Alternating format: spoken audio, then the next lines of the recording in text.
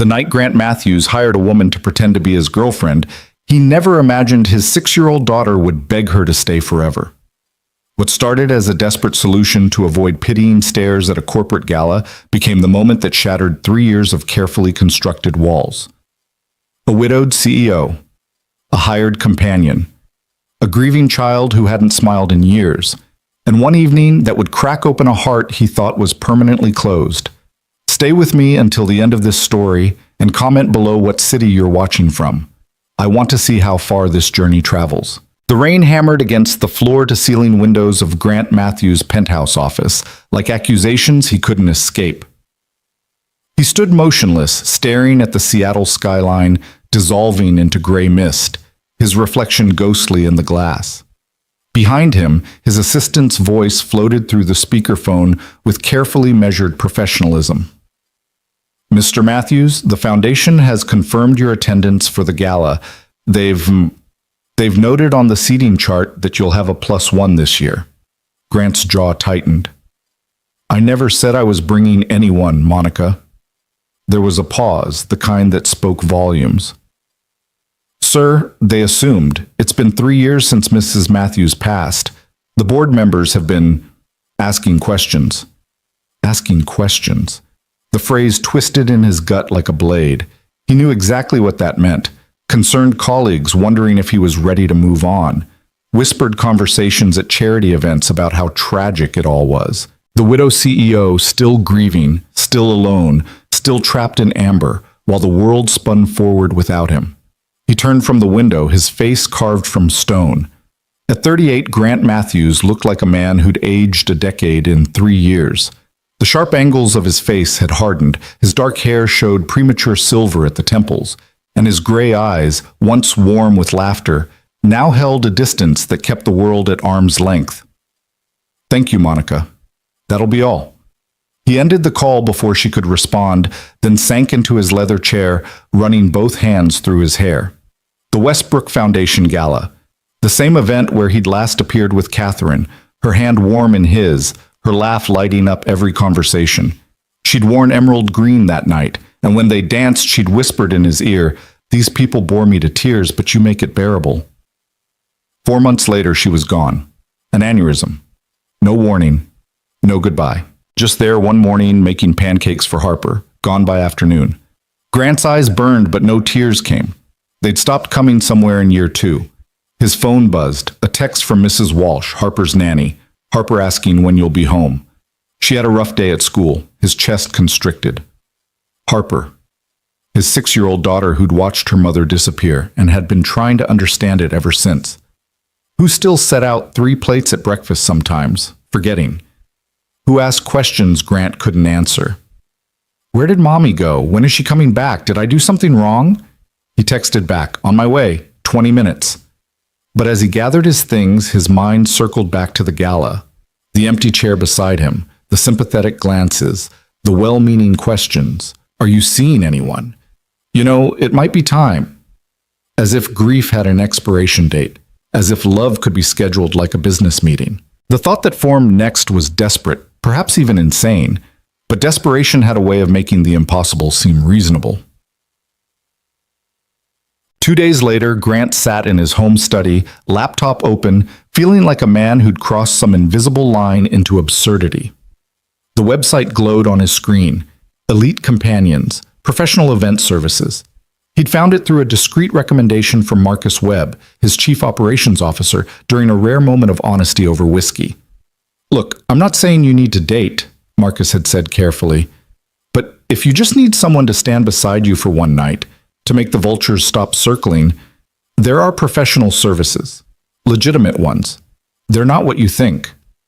And now here Grant was, scrolling through profiles of women who offered sophisticated companionship for corporate events, galas, and business functions. It felt wrong. It felt deceptive. It felt like exactly what he needed to survive one more gala without drowning in pity. He clicked on a profile almost at random. Elena Brooks, 32. Background in psychology and event management. Specializes in corporate functions and charity galas. Discreet, professional, adaptable. The photo showed a woman with warm hazel eyes, auburn hair pulled back elegantly, and a smile that looked genuine rather than performative. Something about her expression suggested intelligence and kindness in equal measure. Before he could second-guess himself, Grant clicked Request Consultation. The response came within 3 hours. A brief, professionally worded email suggesting a preliminary meeting at a neutral location, a coffee shop in downtown Seattle, to discuss expectations and ensure compatibility. No commitment required. Grant almost backed out 4 times before the meeting. This was insane. He was a respected CEO, a father, a man who'd built a tech empire from nothing. And he was hiring a stranger to pretend to be his girlfriend for one evening. But the thought of facing that gala alone, of seeing the pity in everyone's eyes, of answering the same careful questions about his personal life, drove him forward. The coffee shop was quiet, tucked into a corner building with brick walls and soft lighting. Grant arrived 10 minutes early, ordered a black coffee he wouldn't drink, and sat in a booth near the back, feeling like a criminal waiting for a co-conspirator. When Elena Brooks walked in, his first thought was that the photo hadn't done her justice. She moved with quiet confidence, her presence warm, but not overwhelming. She wore a simple charcoal dress with a cream cardigan, professional but not formal, and her auburn hair fell in soft waves past her shoulders. When she spotted him and smiled, it reached her eyes. "Grant Matthews?" She extended her hand as she approached. "Yes." "Elena?" He stood, shaking her hand. Her grip was firm, her palm warm. "Thank you for meeting with me." She slid into the booth across from him, setting her purse aside. "I know this kind of arrangement can feel unconventional. I want to start by saying that everything we discuss is completely confidential, and you're under no obligation to proceed." Her directness disarmed him. "I appreciate that." "So." She folded her hands on the table, her expression open and attentive. "Tell me what you need." Grant found himself explaining more than he'd intended. The gala, the empty chair, the 3 years of sympathetic looks. His late wife, Catherine, the pressure from colleagues who thought they were being helpful. "Harper. My daughter is 6, he said quietly, staring at his untouched coffee. "She's been through enough without watching me spiral at public events. I just need one night. One night where I'm not the tragic widower, where people see me as someone who's moved forward, even if I haven't." Elena listened without interrupting, her hazel eyes steady on his face. When he finished, she was quiet for a moment before speaking. "I understand why you're asking for this," she said carefully, "but I need to be clear about what I do and don't do. I accompany clients to events. I engage in conversation, help navigate social situations, and provide a presence. What I don't do is pretend to be someone I'm not in a way that would hurt others." "I'm not asking you to lie, aren't you?" Her tone was gentle but direct. "You want people to think we're together. That's deception, even if it's by omission." Grant felt heat rise in his face. "You're right. This was a mistake. I'm sorry for wasting your time." He started to stand, but Elena's voice stopped him. "I didn't say no." He looked at her confused. She leaned forward slightly. "I said, I need to be clear about boundaries. If we do this, I won't actively lie if someone asks direct questions. I'll be tactfully vague.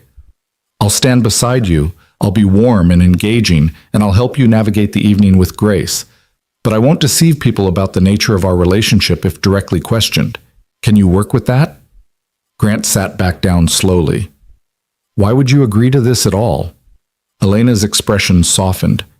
"Because I've been to 100 of these events, and I've seen what loneliness looks like. I've seen widows and widowers standing alone in crowds, trying to be strong, while the world expects them to perform normalcy. Sometimes people just need someone to stand beside them while they survive the night. There's no shame in that." Something in Grant's chest loosened, just slightly. "The gala is in 10 days. Then we have time to prepare." Elena pulled a small notebook from her purse. "Tell me about the event. Who will be there? What's your relationship with them? What are the likely conversation topics? The more I know, the more effectively I can support you." They talked for 90 minutes. Elena took notes, asked clarifying questions, and demonstrated a sharp intelligence that surprised him. She'd clearly done this before, not just attended events, but studied them. She understood social dynamics, corporate politics, and the unspoken rules of high society gatherings. As they stood to leave, Elena paused. One more question. You mentioned your daughter, Harper. Does she know you're doing this? Grant froze. She's 6. I wasn't planning to. She's used to babysitters when I go to events. But she'll meet me when I arrive to pick you up? Yes. Mrs. Walsh, her nanny, will be there. Elena nodded slowly.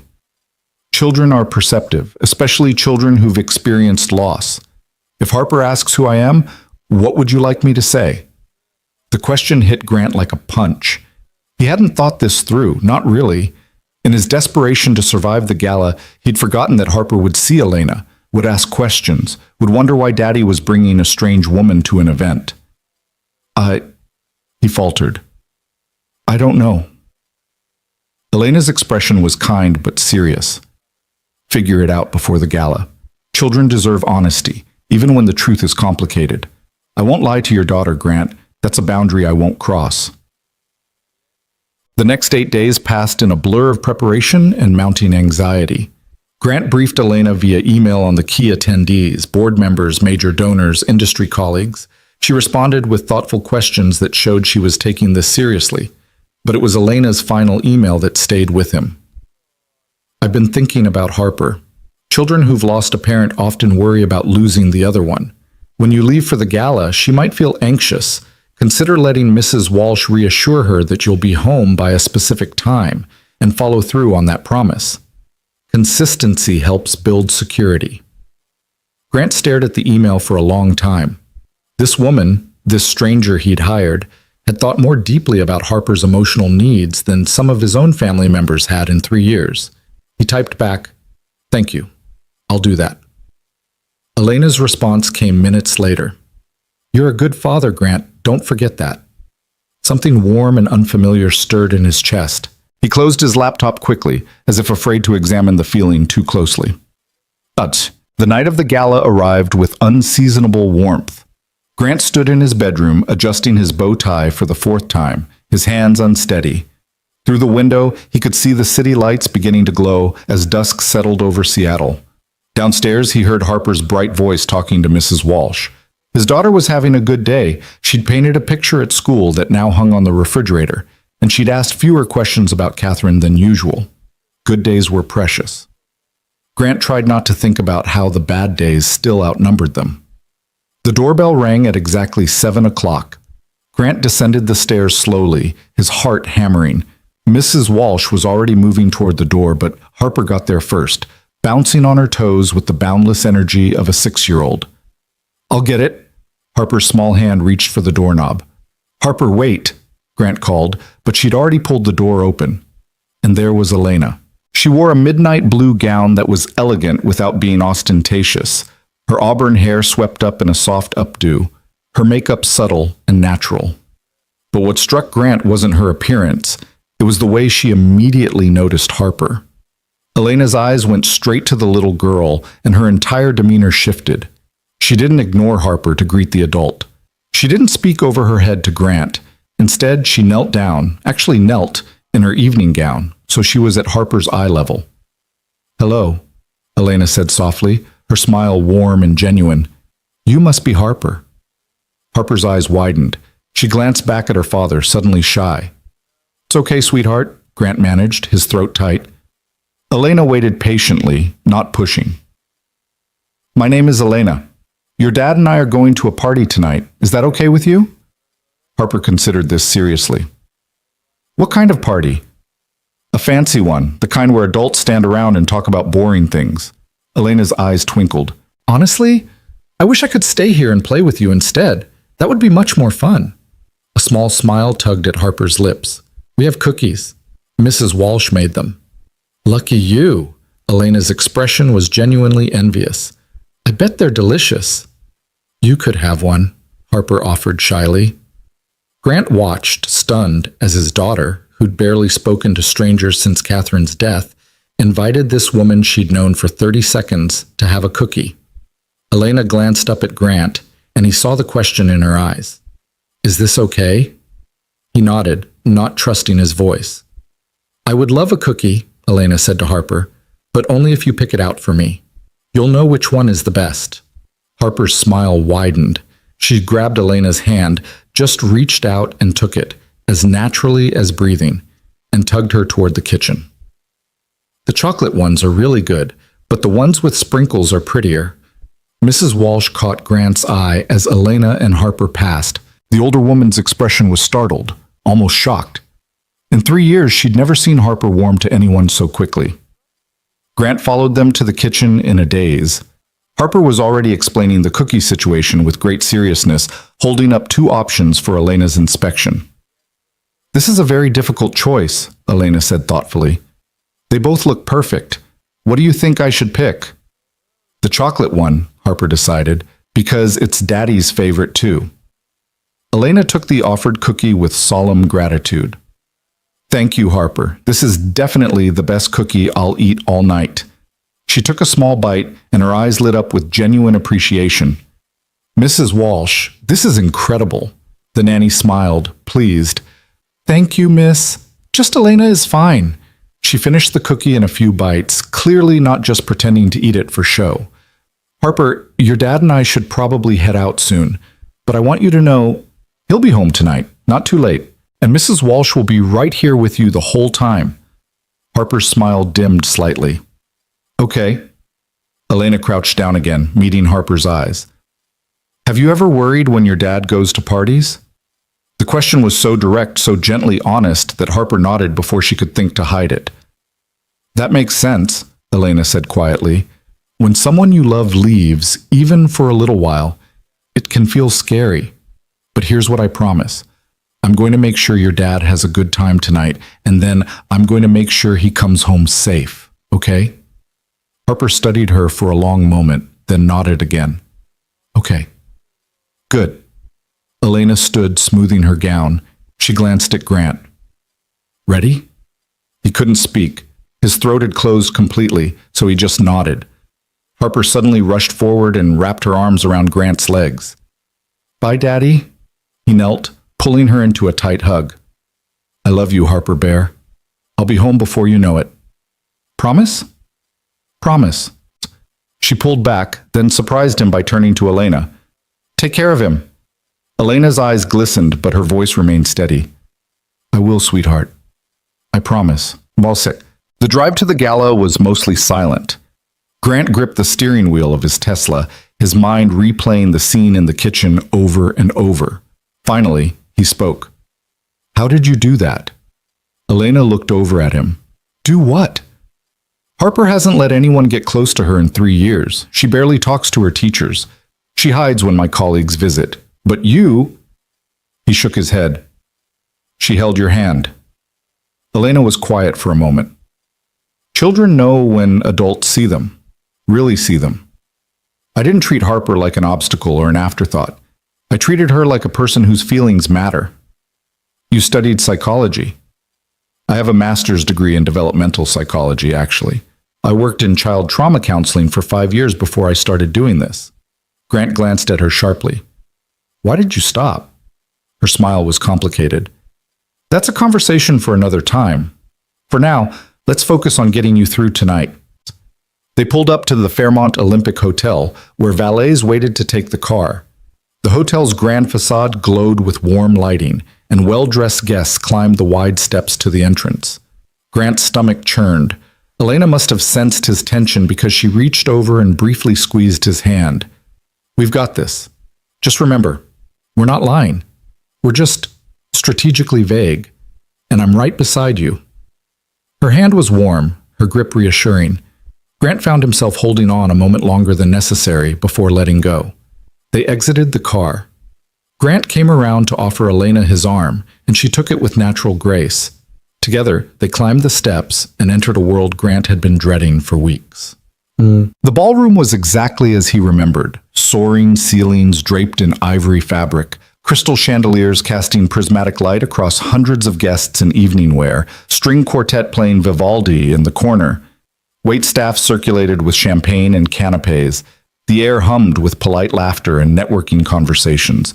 And there, scattered throughout the crowd, were all the people Grant had been avoiding, colleagues who'd watched him stumble through grief, board members who'd questioned his focus, friends who'd tried to help and been gently pushed away.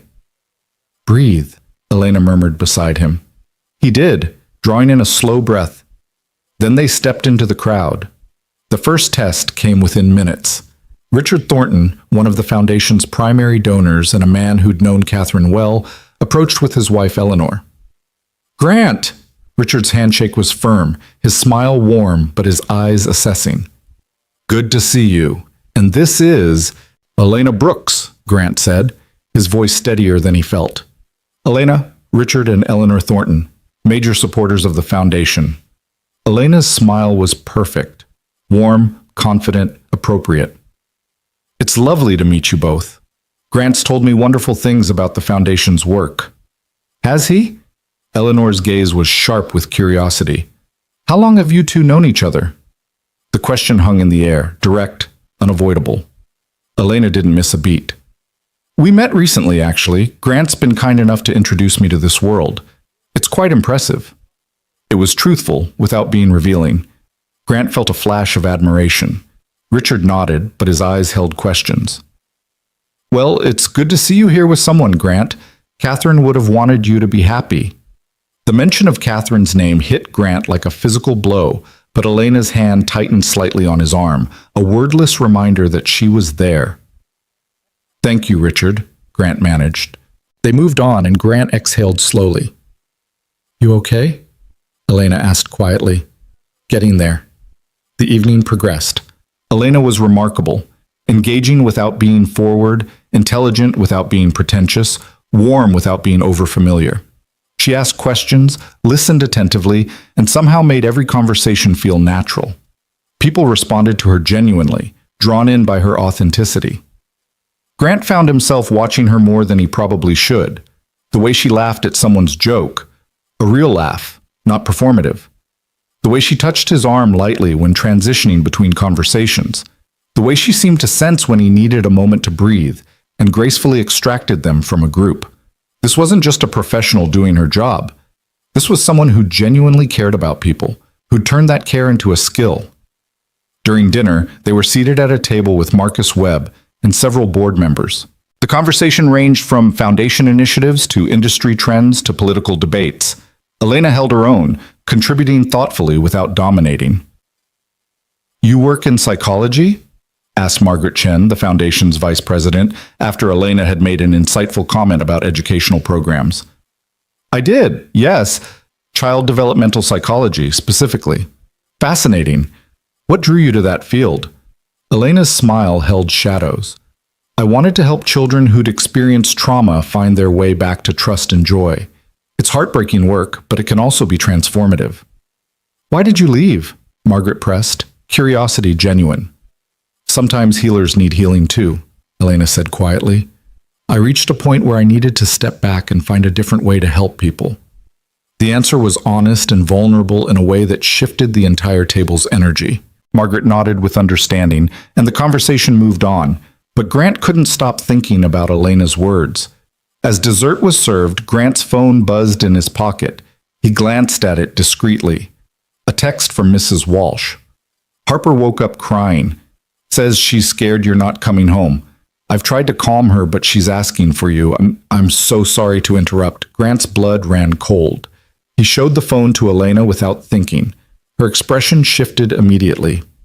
"Go," she said quietly. "What?" "Go to her. She needs you." "The gala isn't over. People will notice." "Grant." Elena's eyes were fierce and gentle at once. "Your daughter is terrified. Nothing happening here is more important than that. Go to her." He stared at her, torn. The careful facade they'd built tonight. The performance. The whole reason he'd hired her, to avoid seeming weak or unable to handle his life. But Harper was crying. "I'm coming with you," Elena said, already standing. "You don't have to. I promised her I'd take care of you. That includes making sure you take care of her." She was already making subtle apologies to the table, gathering her clutch. Grant stood, his decision made. They slipped out of the ballroom as discreetly as possible, but he still felt eyes following them, curious, concerned, speculating. Let them speculate. Harper needed him. On. The drive back was faster than the drive there. Grant white-knuckled the steering wheel, running every red light he legally could, his mind flooded with images of Harper sobbing in her bed. Elena sat quietly beside him, not trying to fill the silence with empty reassurances. Somehow, that helped more than words would have. They pulled into the driveway of Grant's modern craftsman home in record time. The house lights glowed warm against the darkness, and through the upstairs window, Grant could see Harper's bedroom light still on. Mrs. Walsh met them at the door, her face creased with worry and apology. "I'm so sorry, Mr. Matthews. I tried everything." "It's not your fault," Grant said quickly, already heading for the stairs. "Thank you for calling." Elena followed him up the stairs without asking permission. Harper's door was half open, and small, hitching sobs echoed from within. Grant's heart shattered as he entered the room. Harper sat in her bed, surrounded by stuffed animals, her face red and wet with tears, her small body shaking. When she saw him, she launched herself across the bed. "Daddy!" He caught her, pulling her into his arms, cradling her against his chest as she clung to him with desperate strength. "I'm here, baby. I'm here. I'm so sorry. I'm here." "I thought you weren't coming back," she sobbed into his shoulder. "Like Mommy. She went away and never came back." The words drove through Grant like spikes. He sank onto the edge of her bed, holding his daughter as she cried 3 years of grief into his tuxedo jacket. "I'm not going anywhere," he whispered fiercely. "I promise you, Harper, I'm not leaving you, not ever." "But Mommy said that too." God. Oh God, had Catherine said that? Had she promised Harper she'd come back before leaving for work that last morning? Had his daughter been carrying that broken promise for 3 years? Grant had no answer that would fix this, no words that could make it make sense. So he just held her, rocking slightly, letting her cry. He'd forgotten Elena was there until he heard her soft voice from the doorway. "Harper?" The little girl lifted her head, surprised, her eyes red and swollen. Elena had kicked off her heels and knelt on the floor beside Harper's bed, still in her evening gown, her updo beginning to come loose. She looked at Harper with such tenderness that Grant's chest ached. "Can I tell you a story?" Elena asked gently. Harper hiccuped, confused. She looked at her father. "If you'd like to hear it," Grant said, his own voice rough. Harper nodded slowly. Elena settled more comfortably on the floor, her gown pooling around her like water. "Once upon a time," she began, her voice taking on a storyteller's cadence, "there was a brave little girl who lived in a beautiful house with her father. They had a wonderful life together, but the little girl's heart hurt because someone she loved very much had to go away." Harper's eyes widened, her tears slowed, caught by the story. "The little girl didn't understand why the person had to leave," Elena continued, "and sometimes, late at night, she would worry that her father might leave too, because when someone you love disappears, it teaches your heart to be afraid of losing others." Grant watched, transfixed, as Elena wove the story with perfect, heartbreaking accuracy. "But here's what the little girl slowly learned," Elena said softly. "Being afraid didn't mean she was weak. It meant she loved deeply. And her father, who loved her more than anything in the entire world, understood that fear. He would never ever blame her for being scared." Harper's small hand found Grant's and squeezed. "So the little girl and her father made a promise," Elena said. "Every time he had to leave, even just for a little while, he would always come back. And even though sometimes the world felt scary, she could trust that promise, because her father's love was stronger than any fear." The room fell silent. Harper stared at Elena with wide, wondering eyes.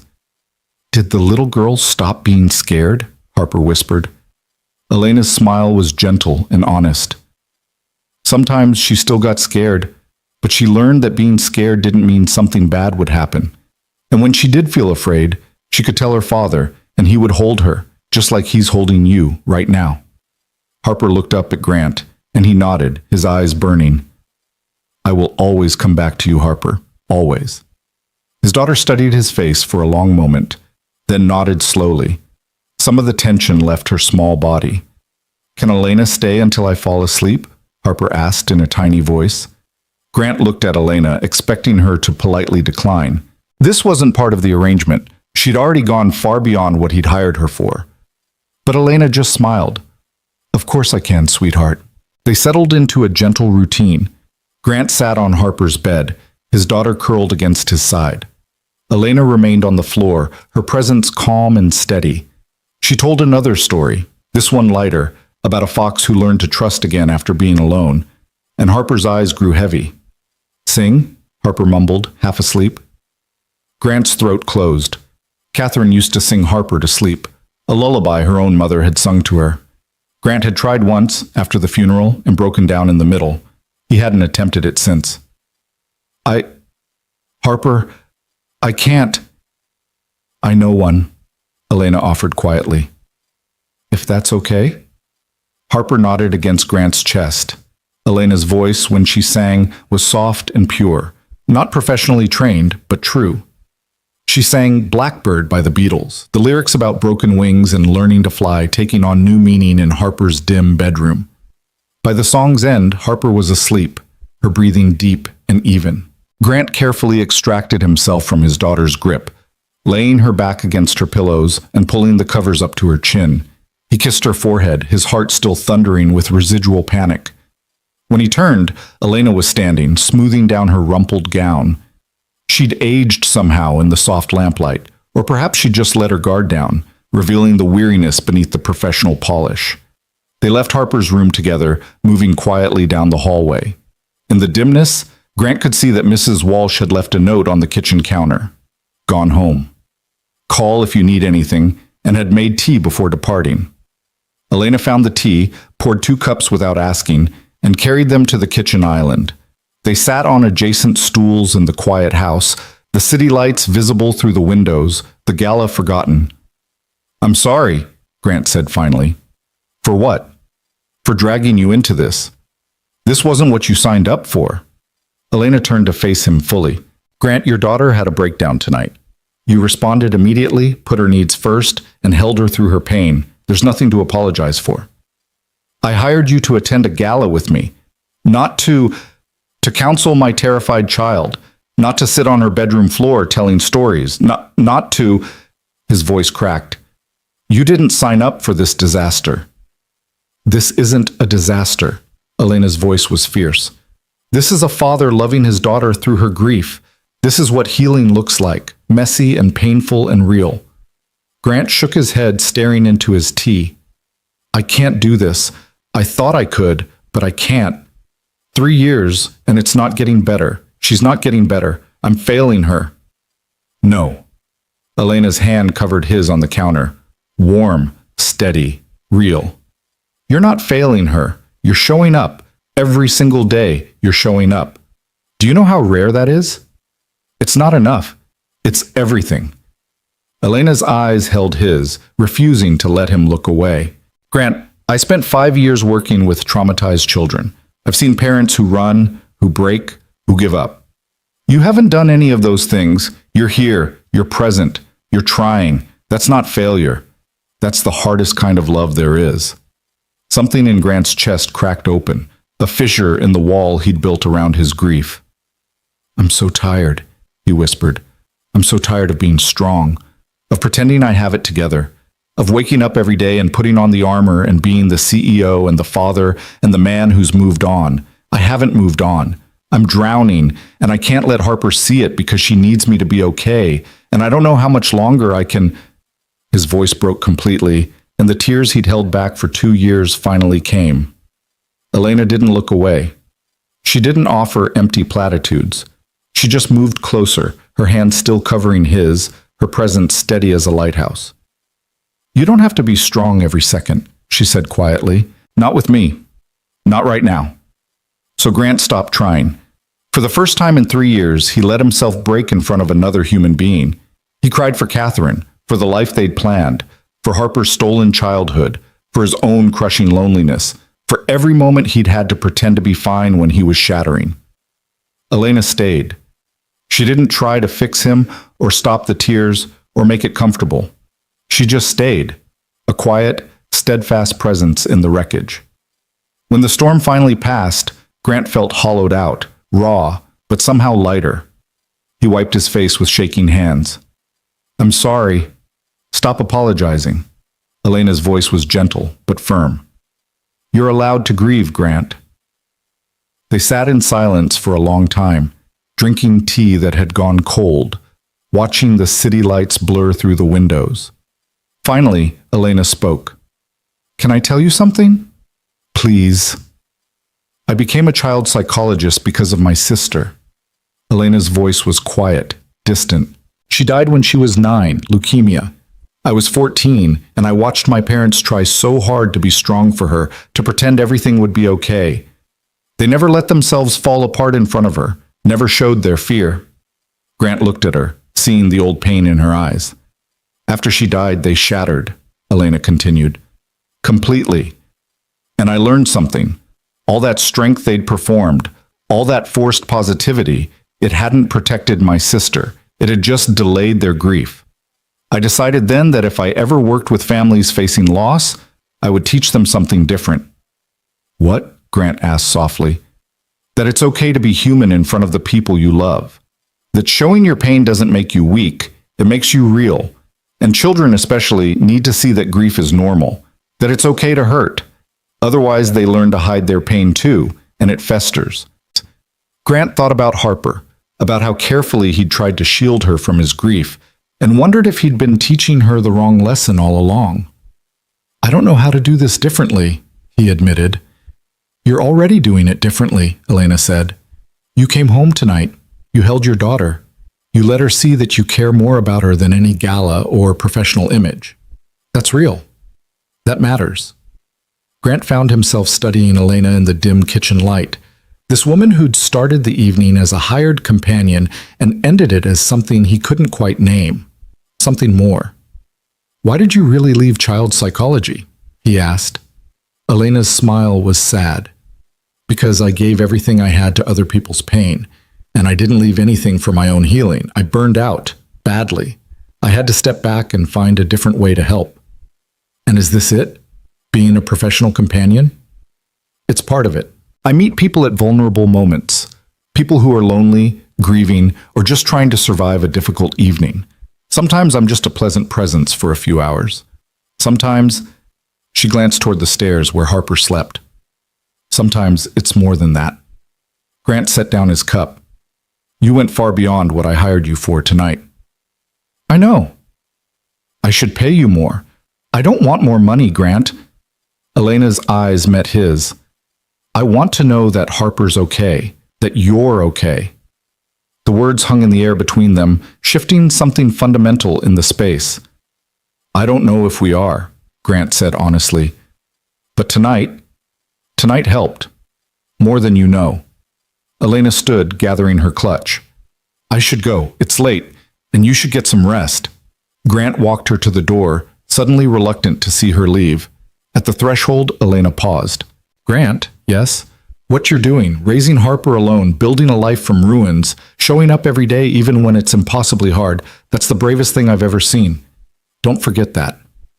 She leaned up and kissed his cheek, brief, warm, entirely chaste, and then she was gone, disappearing into the night in her rumpled evening gown. Grant stood in the doorway long after her car pulled away, his hand touching the place where she'd kissed him, feeling like the earth had shifted beneath his feet.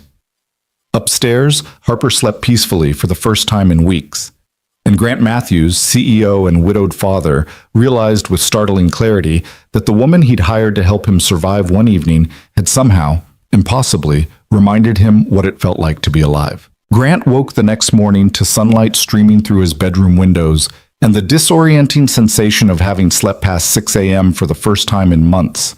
His phone showed 8:47, and for a moment panic seized him. Harper, school, breakfast. But then he heard it. Laughter. His daughter's laughter, bright and clear, drifting up from downstairs. He threw on a shirt and descended the stairs quickly, following the sound to the kitchen. Mrs. Walsh stood at the stove, and Harper sat at the counter with a glass of orange juice, animatedly describing something with her hands. And then Elena told the story about the fox, and it was so good, Mrs. Walsh, and she sang too, and her voice was pretty, and... Harper stopped mid-sentence when she saw Grant. Daddy, you're awake. Good morning, Harper Bear. He kissed the top of her head, relief flooding through him. After last night's breakdown, he'd half expected to find her withdrawn again, but she seemed lighter somehow, her eyes brighter. Mrs. Walsh turned from the stove with a knowing smile. I called the school, told them Harper would be a bit late this morning. Thought you both could use the extra time. Thank you. Grant poured himself coffee, his mind still processing last night. The gala, Harper's tears, Elena's stories, the way he'd broken down in his own kitchen while a woman he'd hired as a stranger held space for his grief. Daddy, can Elena come back? Harper asked suddenly. Grant nearly dropped his mug. What? Can she come visit? I liked her. She was nice. And she promised she'd make sure you came home. And she did. Harper's logic was 6-year-old simple and completely devastating. She was helping Daddy at the party, sweetheart. She has her own life. But maybe she could come for dinner? Harper's eyes were hopeful in a way that made Grant's chest ache. Please? Mrs. Walsh caught Grant's eye over Harper's head, her expression carefully neutral but questioning. Grant knew what she was thinking. In 3 years, Harper had never asked for anyone to visit, never wanted strangers around. The fact that she was asking now, after one evening with Elena, I'll think about it, Grant said, which was neither yes nor no, but bought him time. Harper seemed satisfied with that answer and returned to her breakfast. But the question lingered in Grant's mind all through the morning routine. Getting Harper ready for school, the drive to drop her off, the commute to his office downtown. At his desk, surrounded by the familiar trappings of his carefully controlled professional life, last night felt almost surreal. Had he really left the most important networking event of the year to rush home? Had he really cried in front of Elena? Had she really sat on his daughter's bedroom floor in an evening gown, telling stories until Harper fell asleep? His phone buzzed. A text from an unknown number. Good morning. Just wanted to check in and see how Harper is doing today. Elena Grant stared at the message for a long moment. She'd gotten his number from the original consultation forms, he realized. But the fact that she was checking in, that she cared enough to ask. He typed back. She's doing well, better than I expected. Thank you for last night, for everything. The response came quickly. I'm glad she's okay, and you're welcome. Take care of yourself too. There was a pause, then another message. If you ever need to talk about Harper or anything else, I'm here. No charge. Just human to human. Something warm unfurled in Grant's chest. He started to type a response 3 times and deleted it each time. Finally, he settled on, I appreciate that more than you know.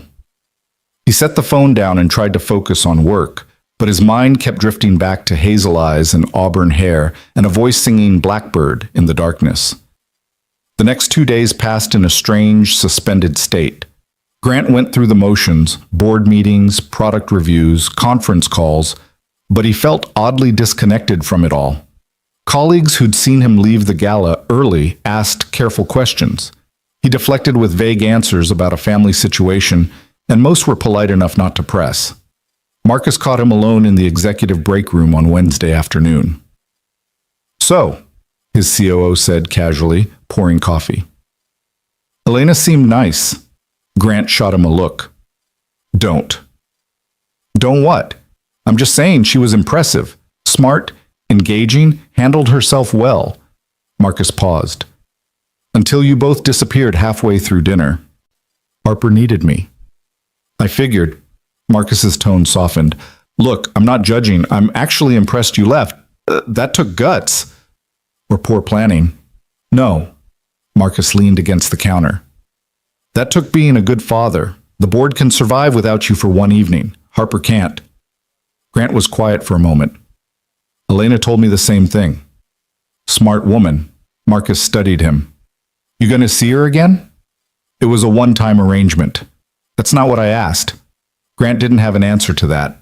That evening, as he was reading Harper a bedtime story, not as good as Elena's, but he was trying, his daughter interrupted him mid-sentence. Daddy? Yes, sweetheart? Can I tell you something? Always. Harper twisted the edge of her blanket in her small fingers. Sometimes I get scared at night, that you'll go away like Mommy did. Grant's heart clenched. Harper. But Elena said it's okay to be scared. She said I could tell you when I feel like that. Harper looked up at him with those wide, trusting eyes. So I'm telling you, I get scared sometimes. Grant set the book aside and pulled his daughter into his arms. Thank you for telling me, Harper Bear. That's very brave. Elena said being scared means I love a lot. She's right. Grant's voice was rough. And I want you to know, you can always tell me when you're scared, day or night, okay? Harper nodded against his chest. Okay. After she fell asleep, Grant found himself in his study, staring at his phone. Elena's number was still there in his messages. Before he could second-guess himself, he typed, Harper told me tonight that she gets scared, I'll leave her. She said you told her it was okay to talk about it. I don't know how to thank you for that. The response took longer this time, almost 20 minutes. Children need permission to feel their feelings. You're giving her that now. That's everything. Grant stared at the message, then typed, She keeps asking when you're coming back. 3 dots appeared, disappeared, appeared again. Finally, what did you tell her? That I'd think about it. Honestly, Elena, I don't know what the right answer is. She got attached so quickly, and if you came over once and then disappeared again, you're worried it would hurt her. Yes. The response took even longer this time. That's a legitimate concern. But Grant, I'm not going to disappear. If I came to dinner, it wouldn't be a one-time thing. I don't do that to children. Grant read the message 3 times. What are you saying? I'm saying that if you want me to come to dinner, I'd like that. Not as a hired companion, not as a professional arrangement, just as someone who cares about you and Harper. The words on the screen blurred slightly. Grant blinked hard. Why? Because yesterday I sat on your daughter's floor and told her stories, and I haven't stopped thinking about her since. Because you let yourself be vulnerable in front of me, and that kind of trust is rare. Because I think you're both remarkable, and I'd like to get to know you better, if that's something you want too. Grant's hands trembled as he typed, Harper wants pizza nights on Fridays. Would you like to join us this week? I'd love to. The conversation continued, trading practical details, time, dietary restrictions, whether Harper had any allergies. But beneath the logistics, something else hummed. A connection forming, tentative and fragile but real. Friday arrived with the kind of nervous anticipation Grant hadn't felt in years. He left work early, picked up Harper from school, and found her practically vibrating with excitement in the car. Is Elena really coming? For real? Yes, sweetheart, for real. Can we make the pizza together? With lots of cheese? Whatever you want.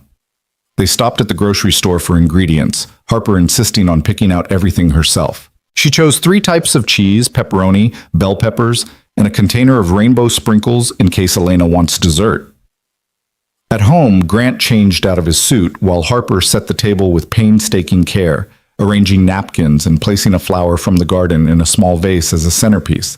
Mrs. Walsh had the day off, so it was just the 2 of them preparing, and Grant found himself grateful for that.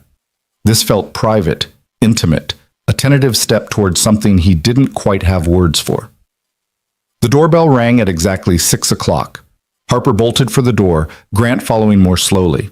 When she pulled it open, Elena stood there in jeans and a soft green sweater, holding a small gift bag, looking nothing like the elegant woman in the evening gown and everything like someone who belonged here.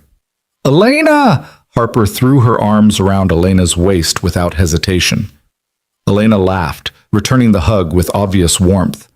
Hi, sweetheart. I missed you. I missed you, too. Come see what we're making. Grant watched as his daughter grabbed Elena's hand and tugged her inside, chattering about pizza toppings and the flower centerpiece. Elena caught his eye over Harper's head and smiled. Not the professional smile from the gala, but something softer, more genuine. Hi, she said. Hi. Grant's voice came out rougher than intended. Welcome. In the kitchen, Harper took over completely, directing Elena where to stand, explaining the pizza-making process with the seriousness of a culinary expert. Elena listened attentively, asked questions, and rolled up her sleeves to help knead dough. Grant found himself relegated to sous chef, chopping vegetables while the 2 of them worked together with an ease that seemed impossible for people who'd only met once. But Harper had always been intuitive about people, and whatever she sensed in Elena, It made her bloom. "Did you know," Harper announced, stretching dough with concentrated effort, "that Daddy doesn't like olives? Mommy used to put them on her side of the pizza, but now we don't get them anymore." The casual mention of Catherine made Grant freeze mid-chop. Harper rarely talked about her mother directly, and when she did, Grant usually tried to gently redirect to avoid tears. But Elena just nodded thoughtfully. "What did you think about olives?" "I never tried them. Mommy said I could when I was bigger." Harper's voice was matter-of-fact. "But now she's gone, so I don't know if I like them or not." Grant's throat closed. He set down the knife carefully. Elena glanced at him, then back to Harper. "Would you like to try them now?" Harper considered this seriously. "Maybe, but what if I don't like them?" "Then you don't have to eat them, but at least you'll know." Elena's tone was light, easy. Sometimes trying new things is the only way to figure out what we think about them. Harper nodded slowly. "Okay, we can get olives next time." Just like that, the moment passed. Harper moved on to arranging pepperoni in a smiley face pattern, and the tension in Grant's shoulders eased slightly. Elena caught his eye and offered a small smile that said, "It's okay. She's okay." They assembled the pizzas together, one with everything, one plain cheese for Harper's more cautious tastes. As they slid them into the oven, Harper announced she needed to show Elena her room. "If that's okay?" Elena looked to Grant. "Of course." He watched them disappear upstairs, Harper's voice echoing down as she narrated a tour of her domain. Grant set a timer for the pizzas and leaned against the counter, trying to process what was happening. This wasn't what he'd planned. He'd hired Elena for one evening, a simple transaction, but she was upstairs in his home, looking at his daughter's drawings, and it felt right in a way that terrified him. 20 minutes later, they returned, Harper clutching a stuffed rabbit. "This is Mr. Hopscotch," she informed Elena seriously. "He was Mommy's when she was little. Daddy gave him to me after. Elena knelt down to inspect the well-loved toy with appropriate reverence. "He's wonderful, Harper. Your mommy must have loved him very much." "She did. And now I do." Harper hugged the rabbit. "Daddy says it's like Mommy's still hugging me when I hold him." Grant felt his eyes burn. He'd told her that during one of the worst nights, when Harper had been crying for her mother and he'd had no other comfort to offer. Elena looked up at Grant with such understanding in her expression that he had to turn away before he lost his composure. Dinner was chaotic and perfect. They ate pizza at the kitchen table while Harper told elaborate stories about her school day, performed a dance routine she'd learned in gym class, and asked Elena approximately 50 questions ranging from, "What's your favorite color?" to, "Have you ever seen a real elephant?" Elena answered every question with genuine interest, never condescending, never dismissive. She laughed at Harper's jokes, admired her drawings, and somehow made the meal feel like the most natural thing in the world. After dinner, Harper insisted they play the card game she'd learned from Mrs. Walsh. Grant protested that Elena probably had other plans, but Elena just smiled and settled onto the living room floor without hesitation. They played for an hour, Harper making up rules as she went, Elena adapting without complaint. At one point, Grant caught himself just watching them, the way Elena's eyes crinkled when she laughed, the way Harper leaned into her naturally, the way this stranger had become less strange with every passing moment. When Harper's yawns became too frequent to ignore, Grant announced bedtime. Harper protested half-heartedly, then surprised him by asking, "Can Elena read me a story?" Grant looked at Elena, giving her an out. "You don't have to." "I'd love to," Elena said simply. Upstairs, Harper changed into pajamas and brushed her teeth with record speed. In her bedroom, she selected 3 books from her shelf and presented them to Elena for approval. "This one," Elena said, choosing a story about a bear who learned to be brave. "It looks perfect." Harper climbed into bed, Mr. Hopscotch tucked under one arm. Grant sat on the edge of the mattress while Elena settled into the reading chair, the same chair Catherine had used, and began to read. Her voice was warm and expressive, bringing the characters to life without overdoing it. Harper's eyes grew heavy, but she fought sleep, clearly not wanting the evening to end. When the story finished, Elena set the book aside. "Good night, sweetheart." "Will you come back?" Harper asked, her voice small and vulnerable in the dim room. Elena glanced at Grant, a question in her eyes. He nodded slightly. If your dad says it's okay, I'd like to come back very much. Daddy! Harper looked at him with pleading eyes. Grant smoothed her hair back from her forehead. Elena can come back, Harper Bear. Promise? Promise. Harper smiled, satisfied, and her eyes finally closed. Within minutes, her breathing deepened into sleep. Grant and Elena left the room quietly, pulling the door halfway shut. In the hallway, under the soft glow of the nightlight, they stood close enough that Grant could smell Elena's perfume, something subtle and warm. Thank you, he whispered. Again. You keep thanking me. You don't have to. I do, though. You didn't have to come tonight. You didn't have to spend your Friday evening playing made-up card games and reading bedtime stories. Elena turned to face him fully. Grant, I wanted to be here. Don't you understand that? He searched her face, looking for signs of obligation or pity, but all he saw was sincerity. Downstairs, they gravitated to the back porch, a space Grant had barely used since Catherine died. The night air was cool but not cold, carrying the scent of the garden and distant salt water from the sound. They sat in the outdoor chairs, a respectful distance apart, watching moths flutter around the porch light. She's remarkable, Elena said quietly. Harper. She's been through so much, but there's still so much light in her. Catherine's light, Grant said. Harper got her mother's joy. I got her seriousness, her tendency to overthink everything. She got your capacity for deep love. That matters more than you know. Grant was quiet for a long moment. Can I ask you something? Anything. Why are you doing this? And please don't say it's because you care. I need to understand why you'd want to get involved in this mess in my life. Elena drew her knees up to her chest, wrapping her arms around them. Remember how I told you my sister died when I was 14? Yes. After she died, my parents fell apart. Completely. They stopped seeing me. They stopped seeing each other. They were so consumed by their grief that they forgot they still had a living daughter who needed them. Elena's voice was steady, but held old pain. I spent years being invisible, trying to be perfect, trying to earn back their attention. It nearly destroyed me. Grant's chest tightened. Elena, I'm not telling you this for sympathy. I'm telling you because when I see you with Harper, I see something I never had. A parent who's still showing up, who's holding his child through grief instead of retreating from it. And I think maybe I needed to see that, to know it's possible. You're giving me too much credit. I'm barely holding it together. You're holding your daughter. That's what matters. Elena turned to look at him, her eyes reflecting the porch light.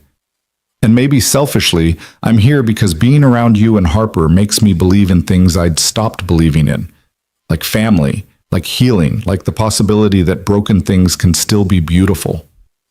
The words hung in the air between them, heavy with meaning. Grant felt something shift in his chest, the wall he'd built around his heart developing new cracks. I'm terrified, he admitted quietly. Of this, of you being here, of Harper getting attached, of me getting attached. Because the last time I let myself care about someone, the last time I thought the future was certain, his voice broke. She was gone, just gone, and I can't survive that again. I can't put Harper through that again. Elena was quiet for a long moment. When she spoke, her voice was gentle but firm. Grant, I can't promise nothing bad will ever happen. Life doesn't work that way.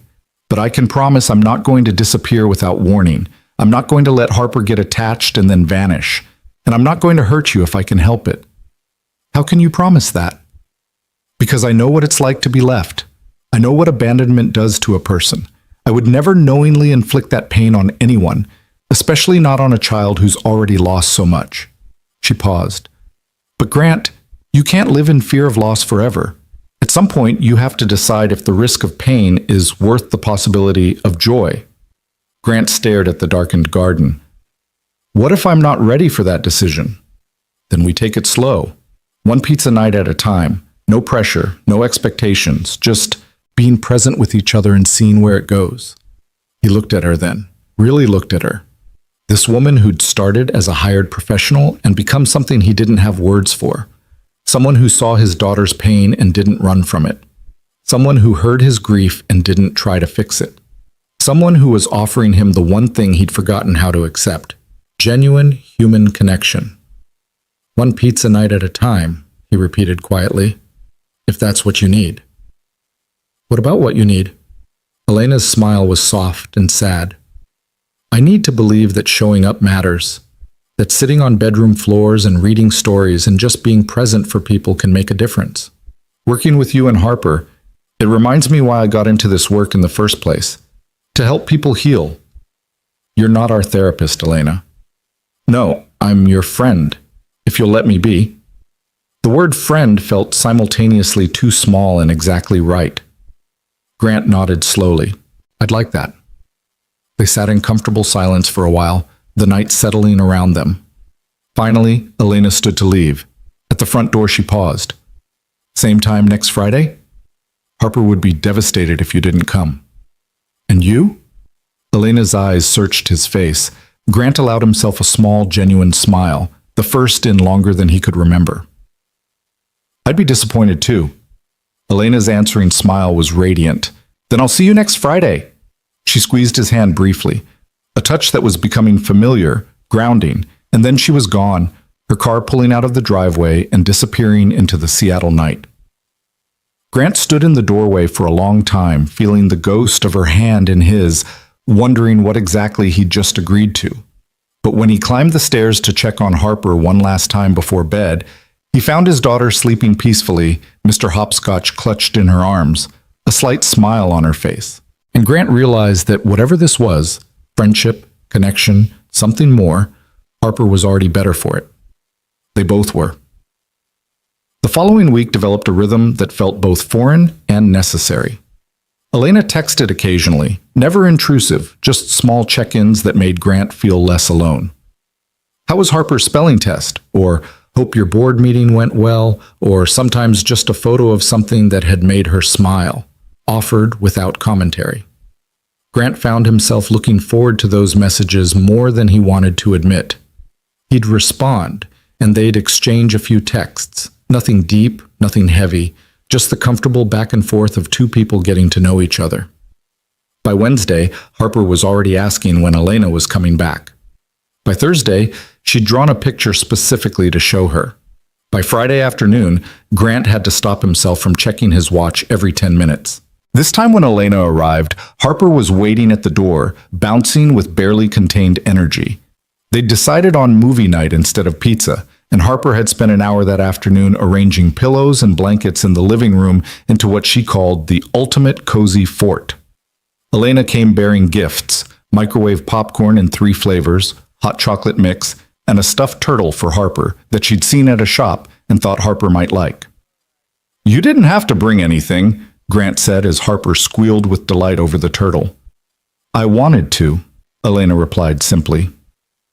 They made popcorn together, Harper standing on a step stool to watch the bag expand in the microwave with fascinated intensity. Elena made hot chocolate from scratch rather than using the mix, teaching Harper to whisk the cocoa powder into the milk while Grant assembled mugs.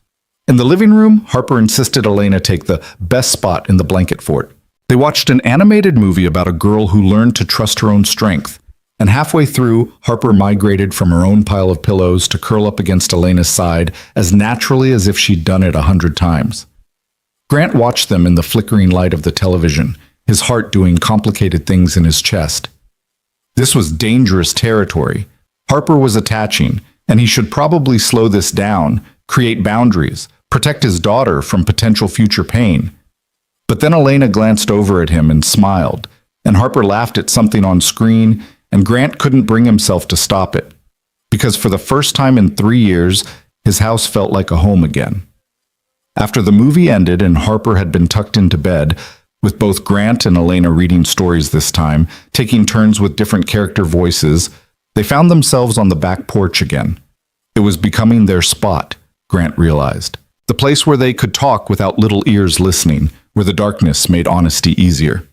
This is becoming a habit, Elena said, settling into her chair. A bad one?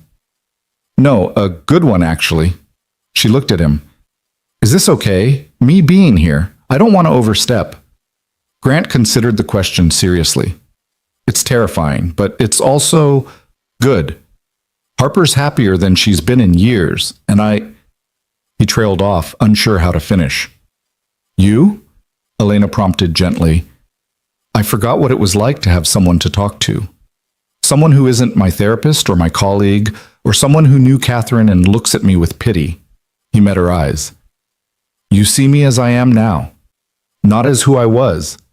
Does that make sense? Perfect sense. Elena was quiet for a moment. Can I tell you something I've been thinking about? Please. I think you're afraid that if you let yourself be happy again, it means you didn't love Catherine enough. Like being happy would be a betrayal of her memory. The words hit Grant like a physical blow because they were so precisely, devastatingly accurate. Am I wrong? Elena asked softly. No, Grant managed. You're exactly right. How did you know? Because I've seen it 100 times in my work.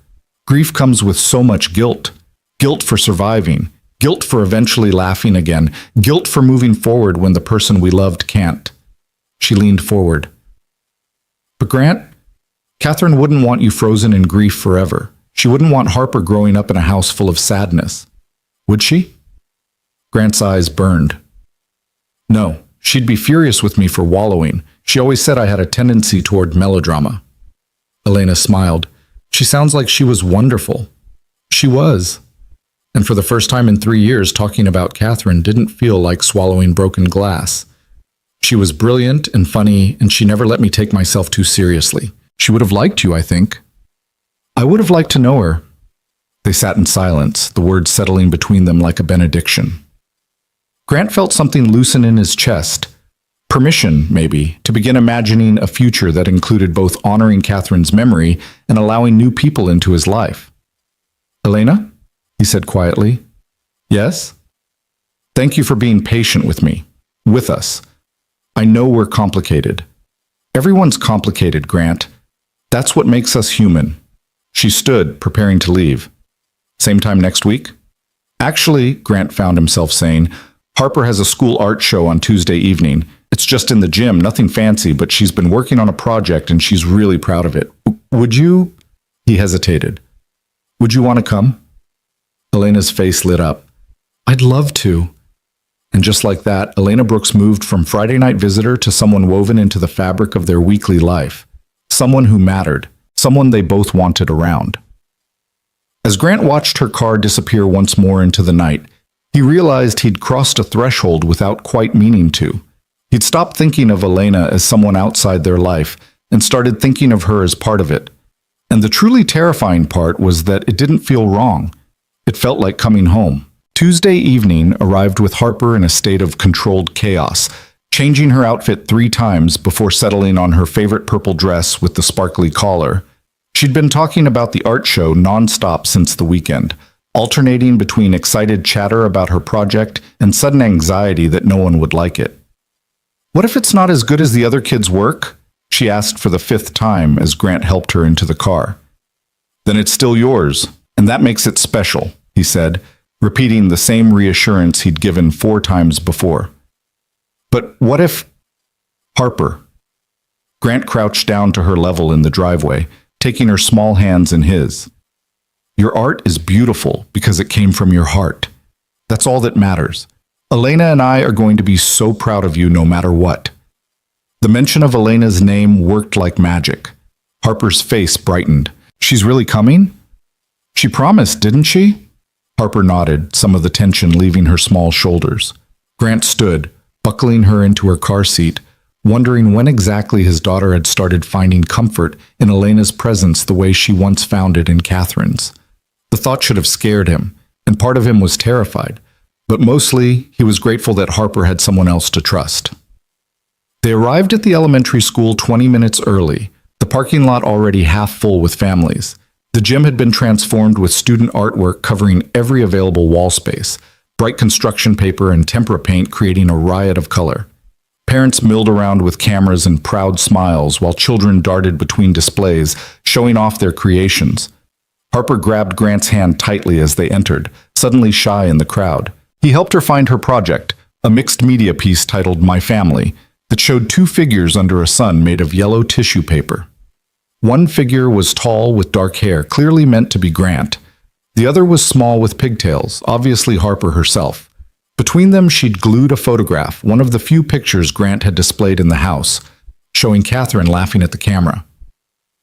"I wanted to show that Mommy's still part of our family," Harper explained quietly, "even though she's not here anymore. Is that okay?" Grant's throat closed completely. He knelt beside his daughter, not trusting himself to speak for a moment. When he finally found his voice, it came out rough and thick. "It's more than okay, sweetheart. It's perfect. You're not sad? I'm sad that Mommy isn't here to see this, but I'm so proud of you for remembering her, for keeping her in our family." He pulled Harper into a hug, pressing his face against her hair. "You did something really brave, Harper Bear." A familiar voice spoke from behind them. "She certainly did." Grant turned to find Elena standing there in a simple navy dress, holding a small bouquet of daisies. She'd clearly come straight from somewhere else, and the fact that she'd made the effort to be here made something warm bloom in Grant's chest. "Elena!" Harper launched herself at the woman, who caught her with practiced ease. "Hi, sweetheart. I wouldn't miss this for anything." Elena knelt down, looking at Harper's artwork with genuine attention. "This is beautiful, Harper. Tell me about it." Harper explained her project with growing confidence, pointing out details, how she'd used glitter for the sun because Mommy loved sparkly things, how the grass was made from strips of green paper because it's more interesting than just painting it, how she'd put hearts floating in the sky because that's where love lives. Elena listened with complete focus, asking thoughtful questions, pointing out techniques Harper had used. Grant watched them together. These two people who'd become essential to him in such different ways, and felt his carefully constructed walls crumbling further. Other parents began to notice them, a few recognizing Grant from various professional contexts. Margaret Chen from the foundation appeared with her son, doing a double take when she saw Elena. "Grant! And Elena, what a lovely surprise!" Margaret's smile was warm but curious. "I didn't realize you two were still... That is, it's good to see you both." Elena handled the awkward moment with grace. "Harper's artwork is stunning, isn't it? She has real talent." Harper beamed under the praise, and the conversation shifted to safe topics, children's art, school programs, upcoming events. But Grant caught the speculative looks from other parents, the whispered conversations behind hands. Word would spread quickly in Seattle's interconnected professional circles. Grant Matthews, the grieving widower, had brought a woman to his daughter's school event. Let them talk, Grant thought with surprising calm. He was tired of managing other people's perceptions of his grief. The evening progressed pleasantly. Harper dragged them around to see her classmates' projects, introducing Elena to her best friend Sophie with unselfconscious pride. "This is Elena. She's my friend. She comes to my house for pizza and movies." Sophie's mother, a warm woman named Jennifer, whom Grant had met at previous school functions, smiled at Elena with genuine friendliness rather than curiosity. "Any friend of Harper's is welcome anytime. These two are inseparable at school." "Harper's told me all about Sophie," Elena said warmly. "Apparently you're the fastest runner in first grade?" Sophie nodded enthusiastically, launching into a detailed explanation of her recess achievements. The four adults chatted while the girls examined artwork, and Grant found himself relaxing into the normalcy of it. Just parents at a school function, nothing unusual or worthy of gossip. When they left the school an hour later, Harper was riding high on praise and attention, clutching the ribbon her teacher had given every student. In the parking lot, she surprised Grant by asking, "Can Elena come home with us, please? We could have ice cream." Grant looked at Elena, giving her an out. "You've already given up your evening." "I'd love ice cream," Elena interrupted, her smile genuine, "if that's okay with you." 20 minutes later, they sat around Grant's kitchen table with bowls of chocolate ice cream, Harper regaling them with stories about her classmates' artwork and the compliments her teacher had given her. She was animated in a way Grant hadn't seen in years, gesturing with her spoon and talking with her mouth full until Grant gently reminded her of manners. "Sorry, Daddy. I'm just excited." Harper grinned, a chocolate mustache on her upper lip. "I can see that." Grant wiped her face with a napkin, his heart full in a way that ached. This was how Catherine had always dreamed their family life would be: comfortable, happy, full of simple joys like ice cream and laughter. After Harper was in bed, insisting that both adults come up to say goodnight, Grant and Elena found themselves once again on the back porch. The evening air carried the scent of night-blooming jasmine from the neighbor's yard, and the city lights twinkled in the distance. "You didn't have to come tonight," Grant said, breaking the comfortable silence. "But I'm glad you did. I wanted to be there. Harper worked hard on that project, and she was so proud of it." Elena paused. It was brave of her to include Catherine like that. She asked if it was okay, if I'd be sad. Grant's voice caught, as if she needed my permission to remember her own mother. She was checking to see if talking about Catherine would hurt you. Children are incredibly perceptive about their parents' pain. They learn very quickly what topics are safe and which ones cause the adults to fall apart. Grant was quiet for a long moment. "I've been trying so hard to protect her from my grief that I think I taught her it wasn't okay to feel hers." "You've been doing the best you can. That's all anyone can do." Elena shifted in her chair. "But Grant, maybe it's time to let Harper see that you miss Catherine too. That it's okay for both of you to talk about her, to remember her, even if it hurts sometimes. I don't want Harper to feel like she has to take care of me. There's a difference between burdening a child with adult emotions and showing them that sadness is normal. Harper needs to know that missing someone doesn't mean you're broken. It means you love deeply." The words resonated through Grant like a bell. He thought about all the times he'd held back tears in front of Harper, changed the subject when she mentioned Catherine, tried to be strong and stoic and unbreakable. Had he taught his daughter that grief was something to hide? That love was too dangerous because loss hurt too much? "How did you get so wise?" he asked softly. Elena's laugh was self-deprecating. "Years of therapy and making every mistake in the book. I told you I burned out from my counseling work. That didn't happen because I had everything figured out. It happened because I tried to carry everyone else's pain and forgot to acknowledge my own." "Is that why you do this now? The companion work?" "Partly. It allows me to be present for people without taking on their entire emotional load. I can show up, offer support, and then go home and maintain my own boundaries." She paused. "Although lately those boundaries have gotten a bit blurry." Grant looked at her. "Is that a problem?" "I don't know yet." Elena met his eyes. "This was supposed to be one evening, a business arrangement, but somewhere between your daughter's bedroom floor and pizza nights and elementary school art shows, it became something else." "What did it become?" "I'm not entirely sure, but I know I think about you and Harper when I'm not here. I know I look forward to Fridays in a way I haven't looked forward to anything in years, and I know that what I feel when I'm with you both is more than professional concern." Grant's heart hammered against his ribs. "Elena, you don't have to say anything," she interrupted gently. "I'm not asking for declarations or commitments. I just wanted you to know where I stand, because I think you've been wondering if I'm just here out of some sense of obligation or pity, and I need you to understand that's not it at all." Grant stood, moved by an impulse he didn't fully understand, and walked to the porch railing. Elena joined him, standing close enough that their shoulders almost touched. In the darkness, with the city spread out before them like scattered diamonds, it was easier to be honest. "I'm terrified," he admitted quietly, "of what I'm starting to feel, of what it means. Catherine was everything to me, and when she died, I thought that was it. I thought I'd had my chance at love and lost it, and the rest of my life would just be about surviving and taking care of Harper. And now? Now you're here, and you make me feel things I thought I'd never feel again. You make me laugh. You make me think. You make my daughter smile in ways I couldn't manage on my own." He turned to look at her. "And that terrifies me because the last time I loved someone, the last time I let myself believe in a future, it was ripped away without warning. I can't go through that again. I can't put Harper through that." Elena was quiet for a long moment, her profile illuminated by the porch light. When she spoke, her voice was steady but vulnerable. "I can't promise you that nothing bad will ever happen, Grant.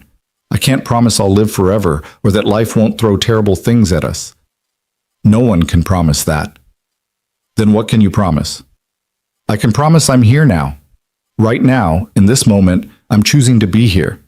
I can promise that I care about you and Harper deeply, and that I'm not going to run away when things get difficult." She turned to face him fully. "And I can promise that if you give us a chance, I will show up every day, for as long as you'll have me."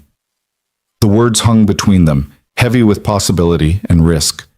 Grant felt like he was standing at the edge of a cliff, one step away from falling into something that could either save him or destroy what was left of his heart. "What if I'm not ready?" he whispered. "Then we wait. We keep doing what we're doing, pizza nights and movie nights and school events, until you are ready, or until you realize you don't want this," and I gracefully stepped back. Elena's eyes searched his face. "But Grant, I think you need to ask yourself something. Are you actually not ready, or are you just afraid? Because those are two different things." Grant stared at her, the question cutting through all his carefully constructed defenses.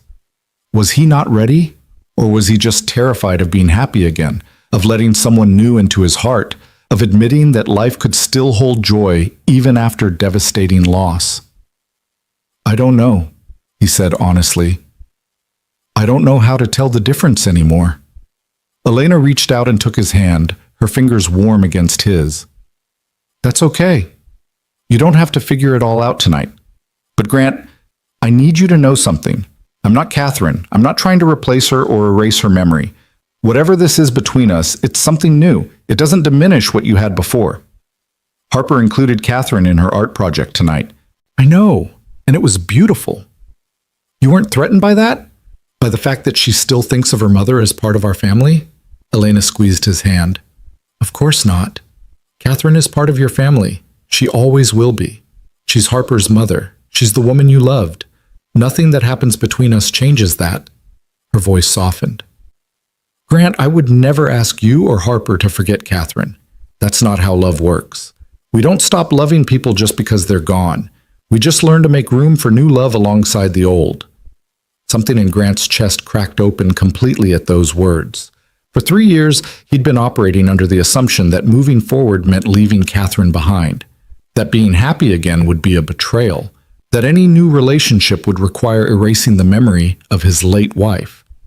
But Elena was offering him something different, permission to honor Catherine's memory while still embracing the possibility of a future, permission to be happy without guilt, permission to love again without forgetting his first love. "I feel something for you," he said quietly, the words tumbling out before he could stop them.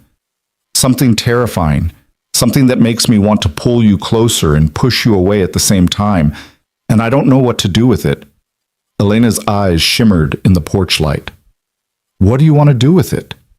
Grant looked at her, really looked at her, at the woman who'd knelt on his daughter's bedroom floor to tell stories, who'd shown up to an elementary school art show without hesitation, who'd sat in his kitchen at midnight and held space for his grief, who'd somehow, impossibly, reminded him what it felt like to be alive. "I want to stop being afraid," he whispered. "I want to trust that life can still be good, that I can let someone in without losing everything again." "Then trust," Elena said softly. "Not in some guaranteed future, not in promises that nothing bad will ever happen.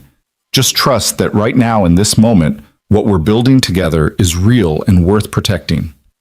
Grant stared at their joined hands, at the way Elena's fingers had somehow become familiar against his. He thought about Harper sleeping upstairs, peaceful and happy in ways she hadn't been in years. He thought about Catherine and what she would say if she could see him now. Probably something like, "Stop being an idiot and let yourself be happy, you melodramatic fool."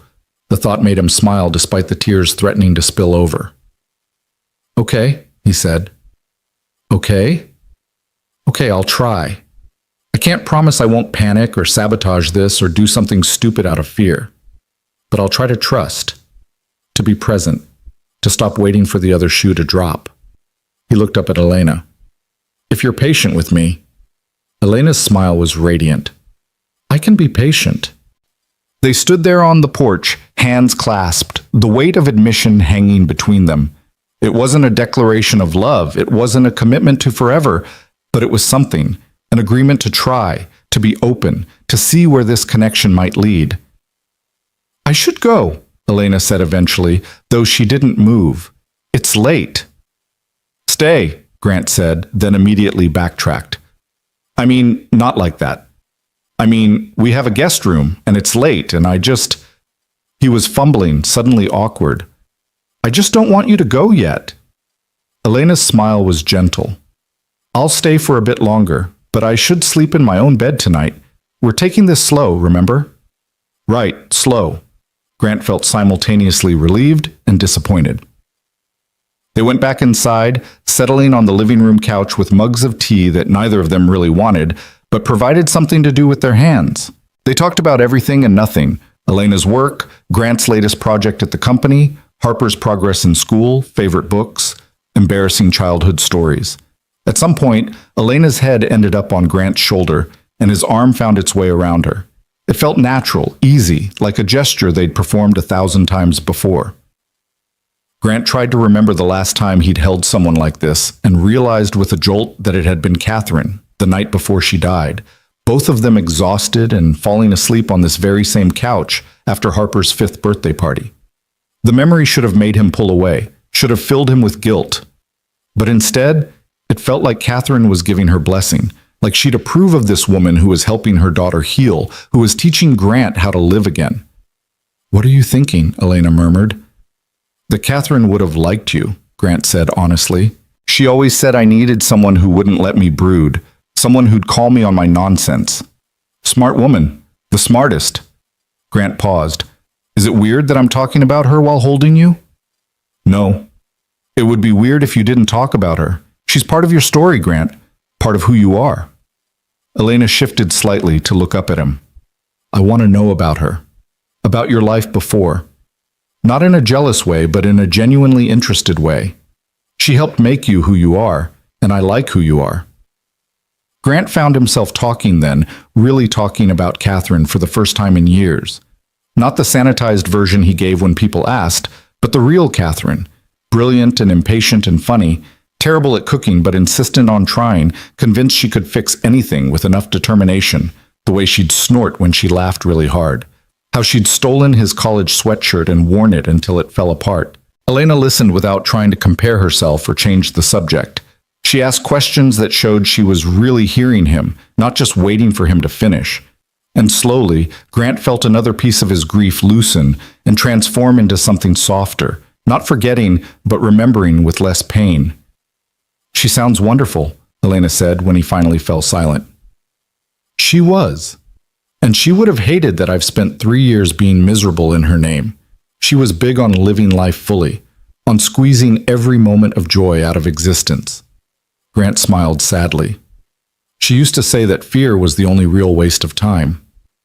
Then maybe, Elena said carefully, honoring her memory means living the way she would have wanted you to, fully, joyfully, open to whatever life brings next. Grant looked down at Elena, at this woman who'd somehow seen through all his defenses to the heart of what he needed to hear. When did you get so good at this? Years of practice and making every mistake first. She sat up, smoothing her dress. But seriously, I should go. It's almost midnight, and you have work tomorrow. This time, Grant didn't try to stop her. He walked her to the door, suddenly uncertain about the etiquette of the moment. Were they dating? Were they friends? What had just happened on the porch? Elena seemed to sense his confusion. At the door, she turned and cupped his face gently with one hand. We don't have to define this tonight, Grant. We're just two people who care about each other, taking things one day at a time. Okay? Okay, he managed. She leaned up and kissed his cheek, a brief, warm press of lips that sent electricity through his entire body. Good night, Grant. Good night. He watched her drive away, his hand touching his cheek where she'd kissed him, feeling like a teenager after his first date. Inside, the house felt different somehow, less like a mausoleum of grief and more like a home where people actually lived. Upstairs, he checked on Harper one last time. She was sprawled across her bed, Mr. Hopscotch abandoned on the floor, her ribbon from the art show clutched in one hand even in sleep. Grant retrieved the stuffed rabbit and tucked it beside her, then stood watching his daughter breathe. I'm trying, Harper Bear, he whispered. I'm trying to be brave enough to let us be happy again. In her sleep, Harper smiled, as if she'd heard him and approved. The next few weeks unfolded with a rhythm that began to feel like normal life rather than survival. Elena came for Friday pizza nights, which sometimes turned into Saturday morning pancakes when Harper begged her to stay for breakfast. They went to the zoo one weekend, Harper insisting on holding both their hands as they walked between exhibits. They visited a pumpkin patch as October arrived, Harper choosing the perfect pumpkin with Elena's help, while Grant took pictures on his phone that he'd later look at dozens of times. At work, Grant found himself lighter somehow, more present in meetings, quicker to smile. Marcus noticed and cornered him in the executive kitchen one afternoon. "You're different lately," his COO observed. "Good different. The Elena effect?" Grant didn't bother denying it. "Maybe." "Good. It's about time." Marcus clapped him on the shoulder. "Catherine would approve, you know. She always said you needed someone to remind you how to be human." The words echoed what Elena had said, and Grant felt a wave of gratitude for the people in his life who understood that moving forward didn't mean forgetting. But it wasn't all smooth sailing. There were moments when panic would seize Grant out of nowhere, watching Elena laugh at something Harper said and suddenly being terrified of losing this, of having something precious ripped away again. There were nights when he'd lie awake cataloging all the ways this could go wrong, all the reasons he should protect himself and Harper by pulling back. Elena seemed to sense these moments of doubt. She never pushed, never demanded more than he could give, but she also never disappeared.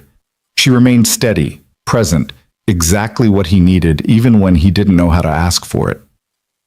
One Friday evening, almost 2 months after the gala, Harper made an announcement over pizza that stopped Grant's heart.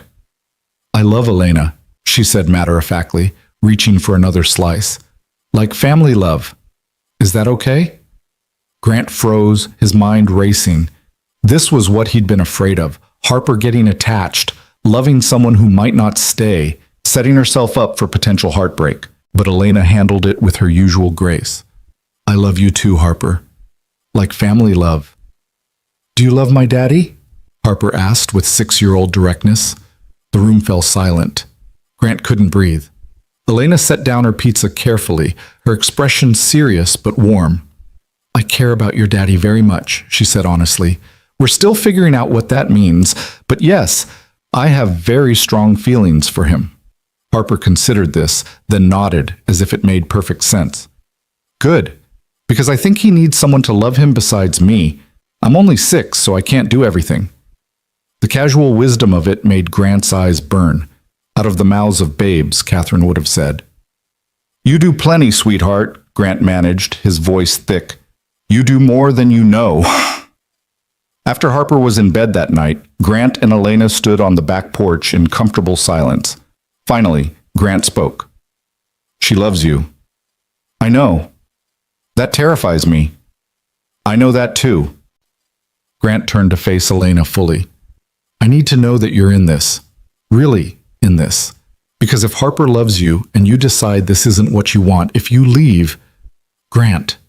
Elena took both his hands. "I'm in this. I'm not going anywhere. I know you're afraid and I understand why, but you need to hear me when I say this. I'm not leaving, not unless you ask me to." "What if something happens to you? What if the sky falls? What if an asteroid hits Earth? What if any of a million terrible things that might never happen?" Elena's voice was gentle but firm. "Grant, we can't live our lives in fear of hypothetical tragedies. All we can do is be here now, love each other now, and trust that whatever comes, we'll face it together." Grant stared at her, this woman who'd walked into his life as a hired companion and become something infinitely more precious. "I'm falling in love with you," he whispered, "and it terrifies me." Elena's eyes filled with tears. "I'm falling in love with you too, both of you. And yes, it's terrifying. But Grant, love is worth the fear, always." He kissed her then, properly kissed her for the first time, and it felt like diving off that cliff he'd been standing on for months, terrifying and exhilarating and exactly right. Elena kissed him back with equal tenderness and passion, her arms wrapping around his neck, and for a moment the fear disappeared entirely, replaced by the simple truth that he was alive. She was here, and happiness was possible again. When they finally broke apart, both breathing hard, Elena laughed softly. "Well, that was worth waiting for." "We're really doing this," Grant said, half statement, half question. We're really doing this. Elena smiled up at him. One day at a time. No guarantees except that we show up for each other. Can you live with that? Grant thought about Catherine, about Harper, about 3 years of grief and survival. He thought about this woman who'd helped him remember how to feel again. And he realized that yes, he could live with uncertainty if it meant he got to live fully. Yes, he said, I can live with that. The kiss changed everything and nothing at all. Elena still came for Friday pizza nights, still read Harper bedtime stories, still sat on the back porch with Grant talking about everything under the stars. But now there were stolen moments, hands held under the dinner table, quick kisses in the kitchen when Harper wasn't looking, the way Elena's fingers would trace patterns on Grant's arm while they watched movies, casual and intimate in equal measure. Grant found himself smiling at odd moments during the day, caught off guard by memories of Elena's laugh, or the way she'd looked at him the night before. His assistant Monica noticed and commented that he seemed lighter, happier. Even the board members remarked during meetings that Grant seemed more engaged, more present than he'd been in years. You're different, Matthews, Richard Thornton said after a particularly productive foundation meeting in late October. Whatever you're doing, keep doing it. Grant thought about Elena, about Harper's laughter filling the house again, about how life had started to feel like living rather than merely surviving.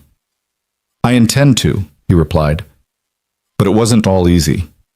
There were complicated moments that required navigation, like the evening Marcus and his wife invited them to dinner, and Grant had to decide whether to bring Elena, whether to introduce her as his girlfriend, whether Harper was ready to see their relationship publicly acknowledged. What do you think? He asked Elena over the phone, pacing his office. Is it too soon? Will it confuse Harper? Grant, Harper already knows we care about each other. She asked me point blank if I loved you, remember? Elena's voice was patient. But if you're not ready to make this public, that's okay too. We can wait. It's not about being ready. It's about... Grant struggled to articulate the fear. Once we go public, once people know, it becomes real in a different way. There are expectations, questions, judgments about how long is appropriate to grieve before moving on. And you're worried people will think you didn't love Catherine enough. Yes, Grant admitted quietly. Elena was silent for a moment. Do you think you didn't love Catherine enough? No, God, no. I loved her completely. Then what anyone else thinks doesn't matter. The people who love you will understand. The people who don't understand don't matter. She paused. But Grant, I'm not going to pressure you. If you need more time before we go to dinner parties as a couple, I understand. Grant closed his eyes, remembering Catherine's voice in his head. Stop worrying about what other people think and live your damn life, Grant. She'd said that to him 100 times, usually when he was overthinking some social situation. No, he said finally. No, I want you to come. I want people to know. I'm tired of hiding what makes me happy just because I'm afraid of judgment. Elena's smile was audible through the phone. Okay then, when's dinner? Saturday at 7. And Elena? Yes? Thank you. For being patient with me. For understanding why this is hard. Always. Saturday arrived with Grant feeling like he was preparing for battle rather than a dinner party. He changed his shirt 3 times before Harper, sitting on his bed watching this display, announced, Daddy, you look nice in all of them. Elena's going to like you no matter what. The simple wisdom of 6-year-olds never ceased to amaze him. You're right, Harper Bear. Thank you. Can I wear my sparkly dress? Absolutely. They picked up Elena at her apartment, a cozy space in Capitol Hill that Grant had only visited once before, filled with books and plants and the comfortable clutter of a life well lived. She emerged wearing a burgundy dress that made Grant temporarily forget how to form words. Harper had no such problem. Elena, you look like a princess. Thank you, sweetheart. So do you. Elena knelt down to admire Harper's sparkly dress, then stood and met Grant's eyes. Hi. Hi, he managed. You're beautiful. Her smile was soft and slightly nervous.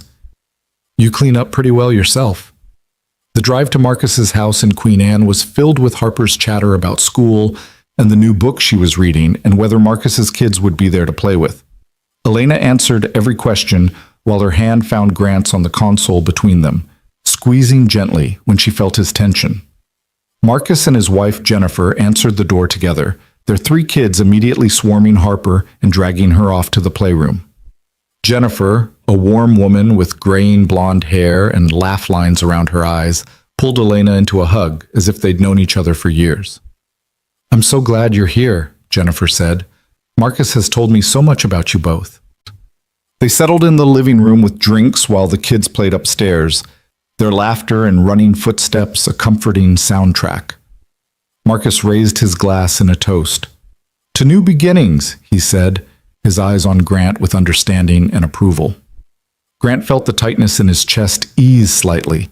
Marcus had known Catherine, had been at their wedding, had held Grant together during the worst of the grief. If Marcus approved of Elena, if he could see this as honoring Catherine's memory rather than betraying it, then maybe Grant was on the right path. Dinner was comfortable in ways Grant hadn't expected.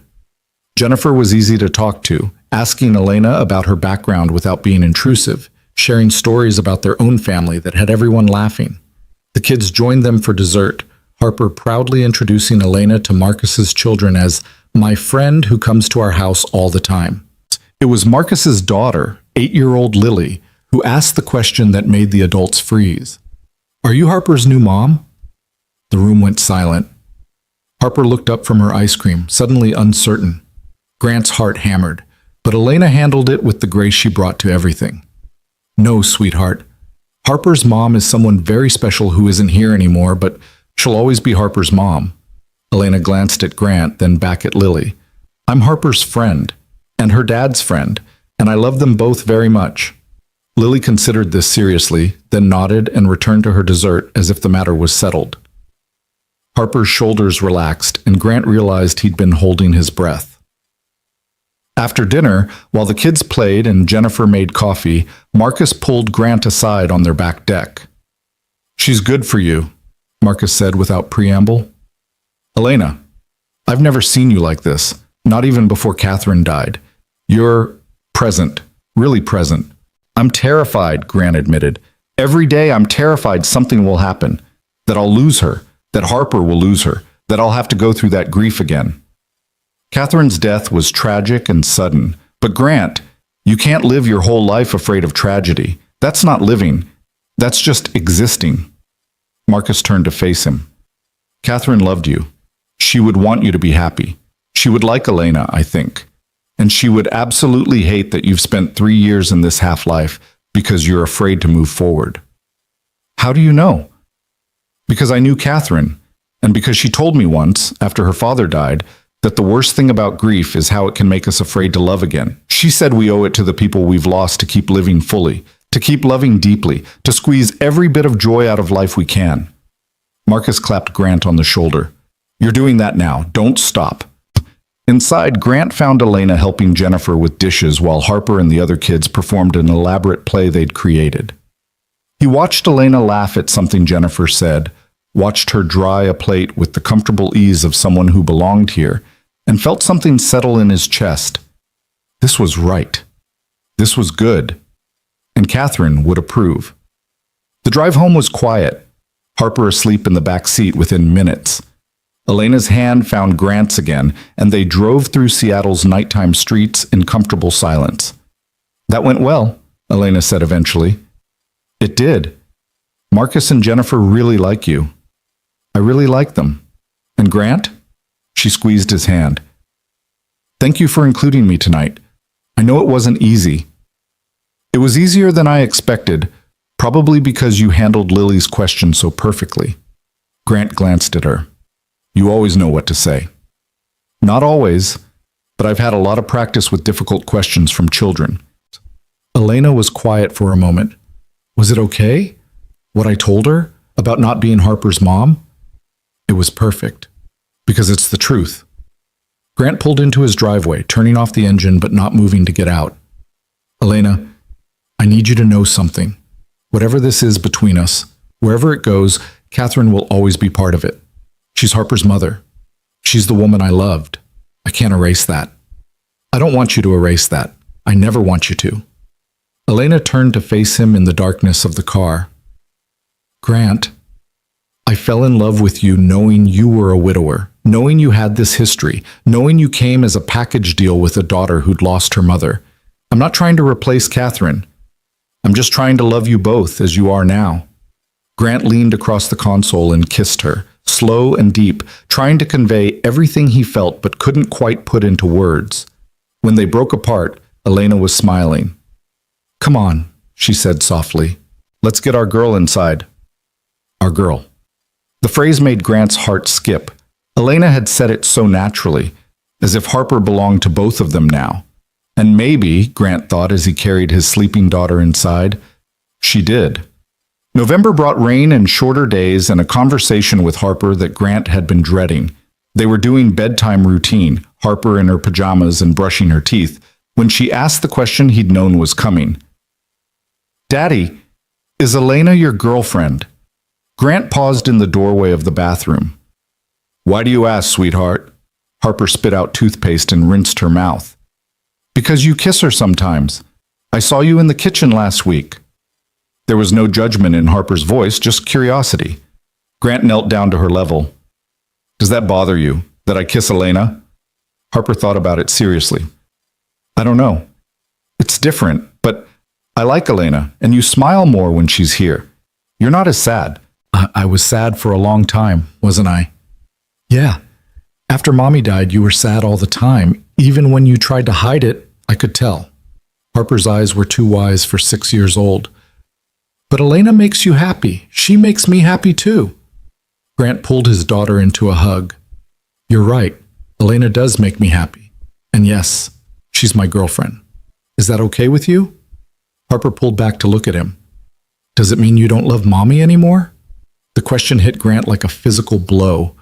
"Oh, Harper, no, I will always love Mommy. She was special and wonderful, and she gave me you, which is the best gift I ever got." But he struggled to find words a 6-year-old would understand. People's hearts are big enough to love more than one person. I loved Mommy, and I always will. But that doesn't mean I can't also care about Elena. They're different kinds of love. Like how I love you and Mrs. Walsh and Sophie and Elena. Different, but all love? Exactly like that. Grant marveled at his daughter's understanding. "So it's okay with you, me and Elena?" Harper nodded slowly. "As long as Elena stays, I don't want her to go away like Mommy did." There it was, the fear that lived underneath everything. Grant held Harper close. "Elena's not going anywhere, sweetheart. She promised." "Mommy didn't mean to go away, though, right? It just happened." Grant's throat closed. They'd had this conversation in various forms 100 times, but it never got easier. "That's right. Mommy didn't choose to leave us. Sometimes things happen that nobody can control, but Elena is healthy and careful, and she plans to be around for a very long time." Harper seemed satisfied with that answer. As Grant tucked her into bed, she asked one more question. "Daddy, can Elena come to Thanksgiving? Would you like that?" "Yeah, I think Mommy would like her too. I think Mommy would be glad you're not sad all the time anymore." Out of the mouths of babes, Grant thought, kissing Harper's forehead. "I think you're right, Harper Bear." After Harper fell asleep, Grant called Elena. "Harper knows," he said without preamble. "About us. She saw us kiss." There was a pause. "How did she react?" "She asked if it was okay, if it meant I didn't love Catherine anymore, if you were going to go away." "Oh, sweetheart," Elena murmured. "What did you tell her?" Grant recounted the conversation, hearing Elena's soft sounds of understanding. When he finished, she was quiet for a moment. "She's worried I'll leave," Elena said finally, "like her mother did." "Yes, but Elena, I told her you promised to stay, that you're not going anywhere. Please tell me that's still true." "Grant, I'm not going anywhere. I promise. I promise, Harper. I promise you." Elena's voice was fierce. "I understand her fear, and I understand yours, but I need you both to hear me. I am here. I am choosing this. Every day, I'm choosing you both." Grant felt tears prick his eyes. "She wants you at Thanksgiving." "What?" "She asked if you could come to Thanksgiving. We usually go to my parents' house in Bellevue, and would you come? I know it's meeting the parents, which is a big step, but Grant, I would love to come to Thanksgiving. Elena's voice was warm. If you want me there, I want you everywhere, Grant admitted quietly. That's what terrifies me. How much I want you in our lives. How much Harper loves you. How complete everything feels when you're around. Why does that terrify you? Because complete things can shatter, and I don't know if I'd survive it a second time. Elena was quiet for so long that Grant thought the call had dropped. Finally, she spoke, her voice gentle but firm. Grant, do you remember what you told Harper? That your heart is big enough to love more than one person? That loving me doesn't diminish your love for Catherine? Yes. The same is true for loss. If something happened to me, which it won't, but if it did, you would survive it. Not because you loved me less than you loved Catherine, but because you're stronger than you think. You survived Catherine's death. You rebuilt your life. You raised your daughter through impossible grief. You learned how to be happy again. She paused. You're not the same man you were 3 years ago. You're stronger now. And you wouldn't be facing it alone. You'd have Harper. You'd have Marcus and Jennifer. You'd have your parents. You'd have everyone who loves you. That's not as comforting as you think it is. I know, because the comfort isn't in knowing you'd survive. The comfort should be in knowing that nothing is going to happen. I'm healthy, I'm careful, and I plan to be around for decades to annoy you with my persistent optimism and my terrible taste in reality TV. Despite himself, Grant laughed. You do watch terrible TV. The worst. And you're going to be stuck watching it with me for years. So stop catastrophizing and just be here with me now. Okay? Okay, Grant said softly. And Elena? Yes? I love you. The words hung in the air. Grant had said them to Catherine countless times, casual and constant as breathing. But this was the first time he'd said them to anyone else in 8 years, and they felt momentous. Elena's breath caught audibly. Grant, you don't have to say it back. I just needed you to know. I love you. Not the same way I loved Catherine, but just as deeply.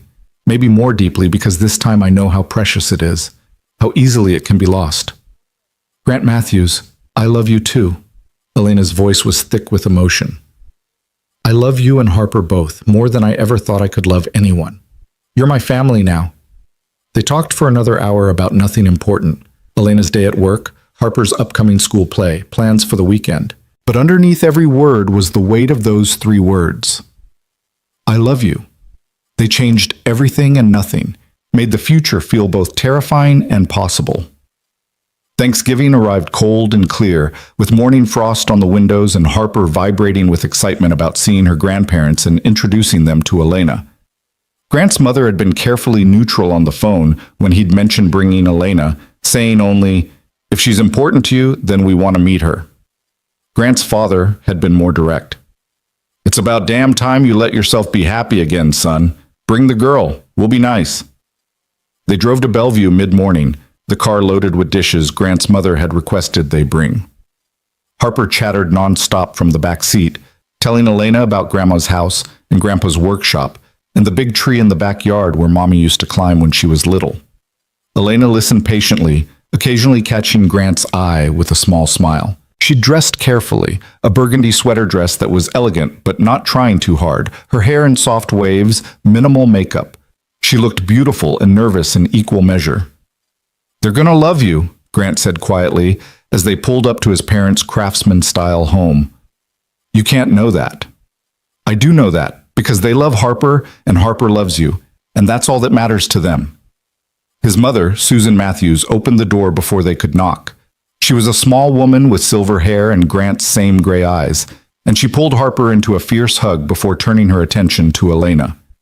You must be Elena. I'm Susan. She held out her hand, but her eyes were assessing, protective. It's lovely to meet you. It's wonderful to meet you too, Mrs. Matthews. Thank you for having me. Elena's voice was steady, despite the nerves Grant knew she must be feeling. Grant's father, Robert, emerged from the kitchen wiping his hands on a dish towel. He was tall and still broad-shouldered at 68, with a beard more silver than brown and the kind of quiet strength Grant had always tried to emulate. So you're the one who's got my son smiling again, Robert said, shaking Elena's hand firmly. Good. It's about time. Dad, Grant warned, but there was no heat in it. The first hour was carefully polite, making small talk in the kitchen while Susan finished cooking. Harper showing Elena her favorite hiding spots in the house. Robert asking Elena about her work with genuine interest. But Grant could feel the underlying tension, the questions his parents weren't asking. It was Harper who broke through it, as children often do. After they'd sat down to dinner and said grace, Harper announced proudly, "Elena's daddy's girlfriend, and she loves us like family. She said so." The table fell silent. Grant's mother's fork paused halfway to her mouth. His father's eyes moved from Harper to Elena to Grant. "Is that right?" Susan said carefully. "Yes, ma'am," Elena said quietly. "I care about your son and granddaughter very much." "And Catherine?" The question came from Susan, her voice tight. "What about Catherine's memory?" "Mom," Grant started, but Elena touched his hand gently. "Mrs. Matthews, I never knew Catherine, but I know she was an incredible woman. I know she loved your son and granddaughter more than anything. I know Harper carries her mother in her heart every day." Elena's voice was steady and respectful. "I'm not trying to replace her. I'm just trying to love the family she left behind." Susan's eyes filled with tears. "She was my daughter-in-law.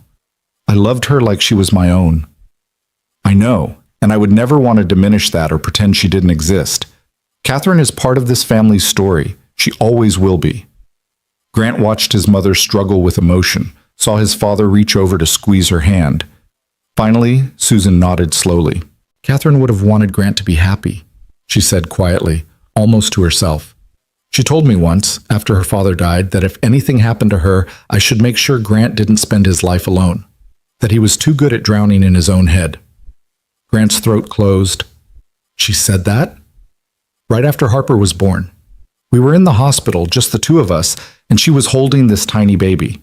And she said, 'If something happens to me, Susan, don't let Grant stop living. Promise me.'" Susan wiped her eyes. "I told her nothing was going to happen to her, but she made me promise anyway." The table was silent except for the ticking of the grandfather clock in the hallway. Grant stared at his plate, unable to speak around the lump in his throat. Catherine had known. Somehow, she'd known. "So if this lovely woman makes you happy," Susan continued, her voice stronger now, "if she makes Harper happy, if she's helping you both heal, then Catherine would approve, and so do I." Elena's eyes shimmered with tears. "Thank you." "But," Susan added, her voice taking on a mother's firmness, "if you hurt my son or my granddaughter, we will have words. Clear?" "Crystal clear, ma'am." Elena's smile was watery but genuine. The tension broke. Robert raised his glass. "To new family members and to Catherine's memory.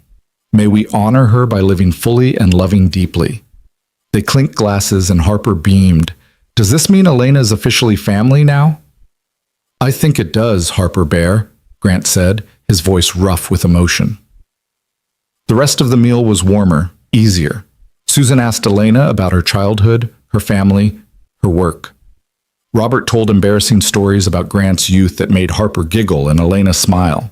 They talked about Catherine, too, remembering her laugh, her stubbornness, her terrible cooking, the time she decided to repaint the nursery herself while 8 months pregnant and ended up with more paint on herself than the walls. Elena listened to these stories with interest rather than discomfort, asking questions, laughing at the funny parts.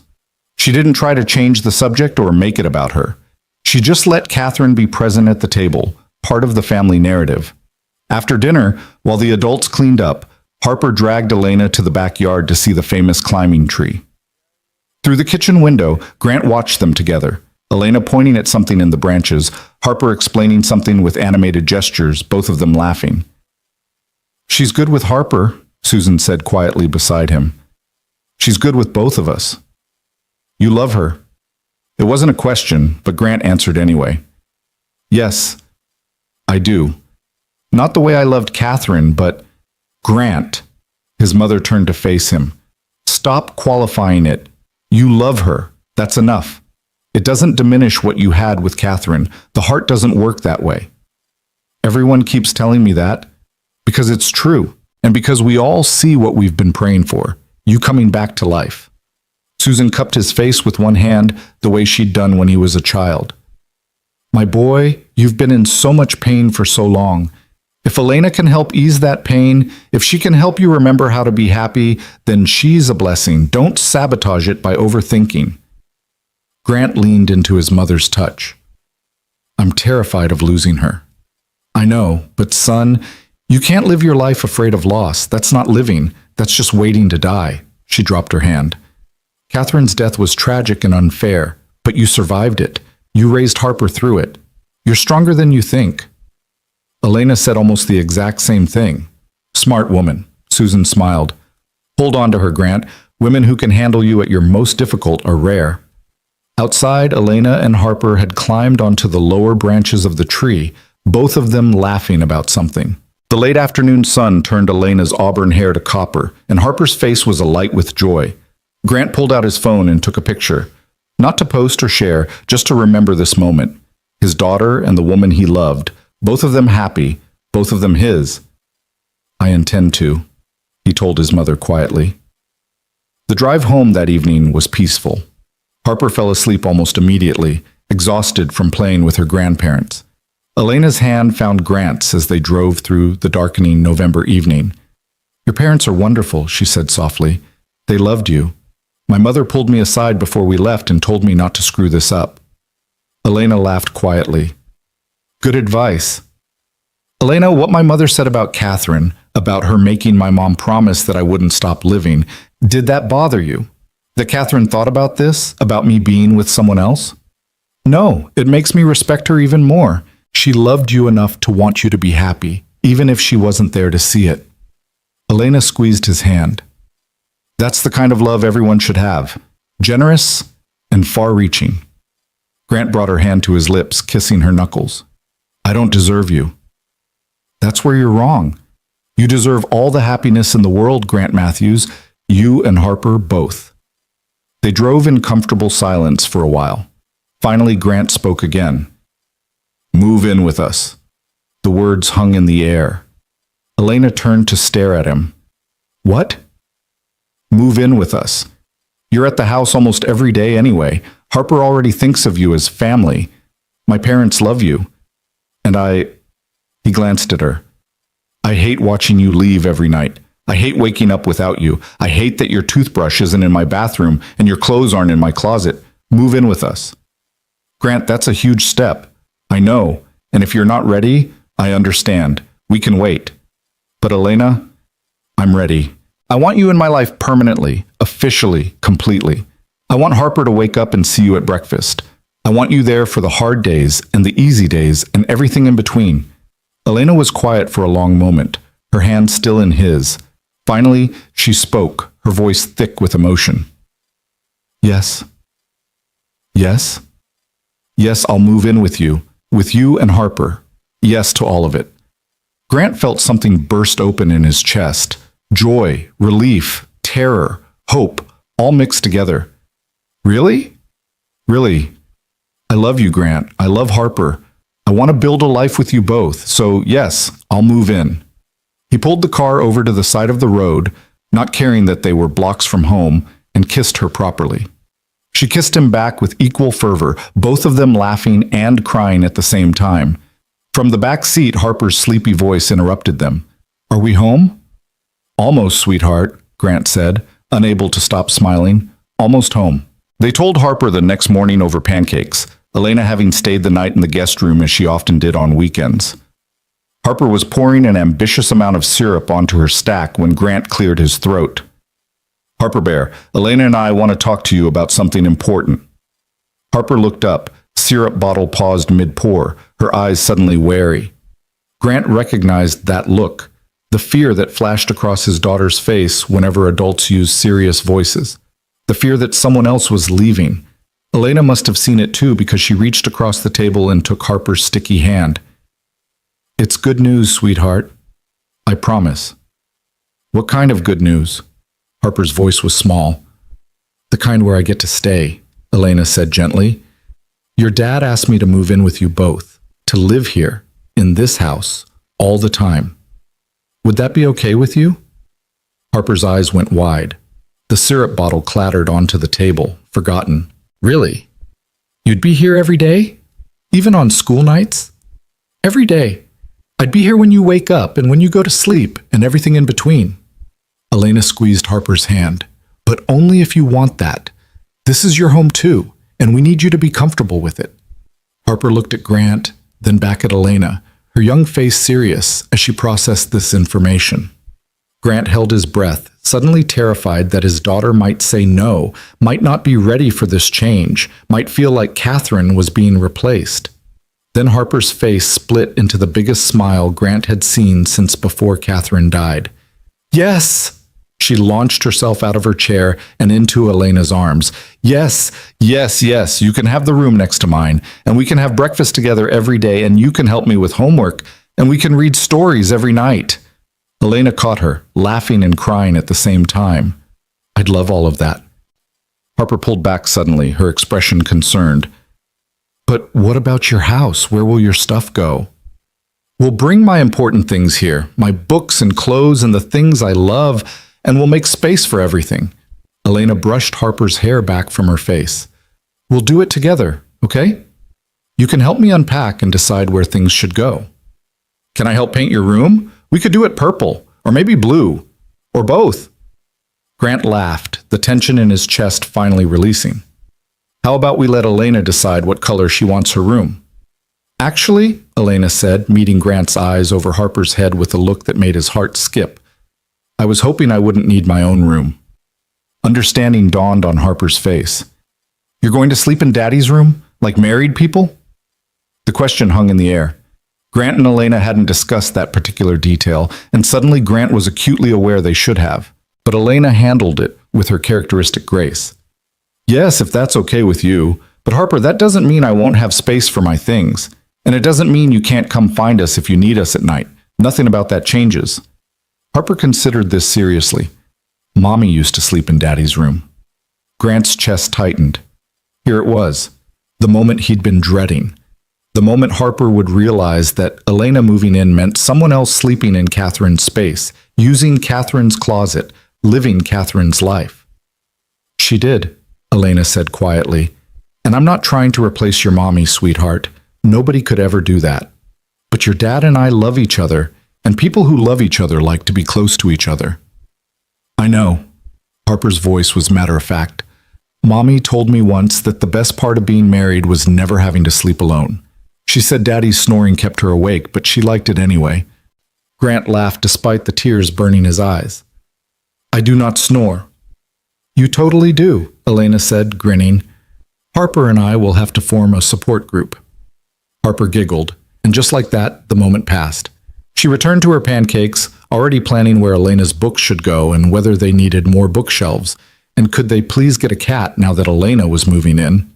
After breakfast, while Harper watched cartoons, Grant pulled Elena onto the back porch. The December morning was cold and crisp, their breath forming clouds in the air. That went better than I expected, Grant said, wrapping his arms around Elena from behind. She leaned back into him. Harper's resilient, and she wants you to be happy. She mentioned Catherine sleeping in my room. I thought that would be harder for her. Children are more adaptable than we give them credit for. Harper knows her mother is gone. She's not trying to preserve everything exactly as it was. She's just trying to hold on to the love. Elena turned in his arms to face him. Are you okay with this? Really? Because we can slow down if you need to. Grant looked through the window at Harper, sprawled on the couch with Mr. Hopscotch, safe and happy. He thought about Catherine, about what she'd told his mother, about how she'd want him to live fully. He thought about the past 6 months, about how Elena had helped both him and Harper learn to trust again, to hope again, to love again. I'm more than okay with this, he said firmly. I want you here. I want us to be a family, the three of us. Elena smiled, but there was something hesitant in her eyes. Grant, I need to tell you something about why I left counseling. He waited, giving her space to continue. I told you I burned out, which is true, but it wasn't just burnout. Elena's voice was quiet. I had a patient, a little girl named Maya, who'd lost both parents in a car accident. I worked with her for 2 years, and she was making such progress. She was starting to laugh again, to trust again. And then her aunt, who'd been caring for her, decided to move across the country. Maya had to start over with a new therapist, a new school, new everything. And she swallowed hard. I fell apart. I couldn't handle seeing her lose another stable relationship. I couldn't keep showing up for children, helping them heal, and then watching them leave. Grant held her tighter. Elena, I'm telling you this because I need you to understand what this means to me. Moving in with you and Harper, becoming part of your family, this isn't casual for me. This is everything I walked away from because I couldn't handle the impermanence. And now I'm choosing permanence. I'm choosing to stay. What changed? Elena looked up at him, her hazel eyes bright with unshed tears. You did. Both of you. You showed me that the risk of loss is worth it. That the fear of goodbye doesn't have to keep us from hello. That love, real, messy, complicated love, is worth fighting for. Grant kissed her then, soft and slow, trying to pour everything he felt into the gesture. When they broke apart, both of them were crying. We're a mess, Elena laughed, wiping her eyes. We're a perfect mess, Grant corrected. Now come on, we have a move to plan. The next 2 weeks were organized chaos. Elena gave notice on her apartment lease, and they spent weekends packing her belongings while Harper helped by trying on all of Elena's scarves and asking questions about every single item. Grant cleared space in his closet, then realized he needed to clear more space, then eventually hired someone to install a custom closet system because Elena had far more clothes than he'd anticipated. You seemed so minimalist, he said, staring at the mountain of boxes. I contain multitudes, Elena replied cheerfully, holding up 2 similar-looking black dresses. Besides, you have an entire garage full of old tech equipment you'll never use again, so let's not throw stones. Harper appointed herself the official unpacking supervisor, insisting on examining every box and helping decide where things should go. She claimed several of Elena's scarves as her own, declared one of Elena's bookshelves perfect for her room, and spent an entire afternoon arranging Elena's collection of succulents throughout the house. This one goes in the kitchen window, Harper announced, carefully placing a jade plant. And this one is for the bathroom, and this one is for my room to keep me company. Grant watched his daughter bloom under the attention and activity, watched her invest herself in making Elena feel welcome, and felt his heart expand in ways he hadn't thought possible. Mrs. Walsh, who'd been carefully neutral about the whole arrangement, pulled Grant aside during one of her shifts. She's good for Harper, the older woman said, watching Elena and Harper giggle over something in Harper's room. I wasn't sure at first, seemed too fast, too soon. But that little girl hasn't been this happy in 3 years. She's laughing again, really laughing. I know. And you. Mrs. Walsh studied him. You're different too, lighter, like you're finally letting yourself live instead of just surviving. Elena has that effect. Mrs. Catherine would approve, I think. She always said life was too short for half measures. Mrs. Walsh smiled. I'm happy for you, Mr. Matthews, for all of you. The day Elena officially moved in was a Saturday in mid-December, unseasonably warm and bright. The moving truck arrived at 9, and by noon, most of Elena's furniture had been arranged throughout the house. Her desk in the study, her armchair by the living room window, her nightstands on either side of Grant's bed. Harper insisted on making a welcome home banner that they hung across the entryway, decorated with glitter and drawings of the 3 of them holding hands. Elena cried when she saw it, pulling Harper into a fierce hug. This is the most beautiful banner I've ever seen, she said. Thank you, sweetheart. It's so you know you belong here, Harper explained seriously. With us, forever. That evening, after the movers had gone and most of the boxes were unpacked, they ordered pizza and ate it sitting on the living room floor, surrounded by the comfortable chaos of a life being rebuilt. Harper insisted on taking a family photo to commemorate the occasion, and they crowded together on the couch while she held Grant's phone at arm's length. Say family, Harper commanded. Family, they chorused, and the camera clicked. Later, Grant looked at the photo, the 3 of them squished together, all slightly out of focus, Harper's thumb partially covering the lens, all of them grinning like idiots. It was imperfect and chaotic and absolutely perfect. He set it as his phone's background. That night, after Harper was asleep, Grant and Elena stood in their bedroom now, surrounded by boxes that still needed unpacking. Elena's clothes hung in the closet next to his. Her books lined the shelves. Her alarm clock sat on the nightstand where Catherine's had once been. "Having second thoughts?" Elena asked quietly, watching him look around the changed space. "No, just noticing how different it is. How different everything is." Grant moved to stand beside her. "Catherine's things are still in the attic. Her wedding dress, her favorite books, the things I couldn't bear to give away. Is that weird? That I kept them?" "Not at all. She's Harper's mother. Those things belong to Harper someday when she's ready for them." Elena took his hand. "Grant, we can still honor Catherine's memory while building our own life. They're not mutually exclusive. I keep waiting for the guilt to come, for the feeling that I'm betraying her by being happy with you. And it's not coming. I thought it would, but instead I just feel grateful. Grateful I got to love Catherine, grateful she gave me Harper, and grateful that I'm getting a second chance at happiness with you." Grant turned to face Elena fully. "Is that wrong?" "No, it's perfectly right." Elena cupped his face with both hands. "Grant Matthews, you are allowed to be happy. You are allowed to love again. You're allowed to move forward. Catherine would want that. Harper needs that. And you deserve it." Grant kissed her, slow and deep, trying to convey everything he couldn't quite put into words. When they broke apart, he rested his forehead against hers. "I love you," he whispered. "I love you too." They stood there in the quiet of their shared bedroom in the house that was becoming theirs, and for the first time in 3 years, Grant felt completely at peace. The weeks leading up to Christmas were a blur of activity and adjustment. Elena and Harper established morning routines, making breakfast together while Grant showered, Elena braiding Harper's hair for school, all three of them sitting down for coffee and juice before the day began.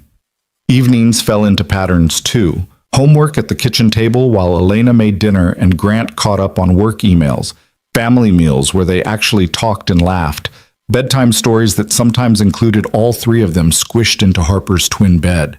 There were adjustments, of course. Elena discovered that Grant was pathologically incapable of putting the milk back in the right spot in the refrigerator. Grant learned that Elena needed complete silence in the mornings until she'd had her first cup of coffee. They had their first real argument about whose turn it was to take out the trash, which ended with both of them laughing at the absurdity of fighting about garbage when everything else was so good. Harper thrived with Elena in the house. Her teacher called to say Harper was more focused in class, more willing to participate, smiling more. Sophie's mother mentioned that Harper talked about Elena constantly, clearly delighted to have 2 grown-ups who love me now instead of just one. But there were difficult moments too. One night, Harper woke up crying from a nightmare about Catherine. Grant rushed to her room, but Elena was already there, sitting on the edge of Harper's bed, holding her. "I dreamed Mommy came back," Harper sobbed. "But she was mad that Elena was here. She said I forgot about her." Grant's heart clenched, but Elena handled it with quiet grace. "Harper, your mommy could never be mad at you. And you haven't forgotten her. She's in your heart, and in your memories, and in all the ways you're brave and kind and wonderful." Elena smoothed Harper's hair back. "Your mommy loved you so much. And wherever she is now, she's happy that you're happy. She's glad you have people who love you and take care of you." "How do you know?" "Because that's what mothers do. They want their children to be loved and safe and happy. And you are all of those things." Harper hiccuped, wiping her eyes. "Can I have both? Can I love Mommy and love you?" "Oh, sweetheart." Elena pulled Harper into her arms. "You can absolutely have both. Love doesn't run out. You have enough love in your heart for your mommy and for me and for your daddy and for everyone who matters to you." Grant watched from the doorway, tears streaming down his face as Elena rocked his daughter and whispered reassurances. When Harper finally fell back asleep, Elena tucked her in and joined Grant in the hallway. "I'm sorry," Elena whispered. "I should have woken you first." "No, you did exactly what Harper needed." Grant pulled her close. "Thank you." "For what?" "For understanding, for not being threatened by Catherine's memory, for helping Harper know she doesn't have to choose." Elena looked up at him in the dim hallway. Grant, I meant what I said. Love doesn't run out. Harper can love her mother's memory and still have room to love me, just like you can honor Catherine and still build a future with me. There's no competition, no hierarchy. There's just love. Grant kissed her forehead, overwhelmed by gratitude for this woman who'd entered their lives and somehow made everything make sense. Christmas approached with Harper's excitement reaching fever pitch. She insisted on getting Elena a special present, something that shows she's really family now. After much deliberation and 3 trips to different stores, Harper settled on a silver bracelet with 3 charms, one for each of them. See? Harper explained to Grant as he paid. This heart is for me because I have lots of love. This star is for you because you're the smartest daddy. And this flower is for Elena because she makes everything grow again. The metaphor hit Grant like a punch. Out of the mouths of babes, he thought. His 6-year-old daughter had somehow articulated exactly what Elena had done, helped their frozen, grief-stricken lives grow and bloom again. Christmas morning arrived with Harper bursting into their bedroom at 6 a.m., bouncing on the bed and demanding they open presents immediately. Harper, it's still dark outside, Grant groaned, but he was smiling. That's because the sun knows it's present time. Harper grabbed Elena's hand.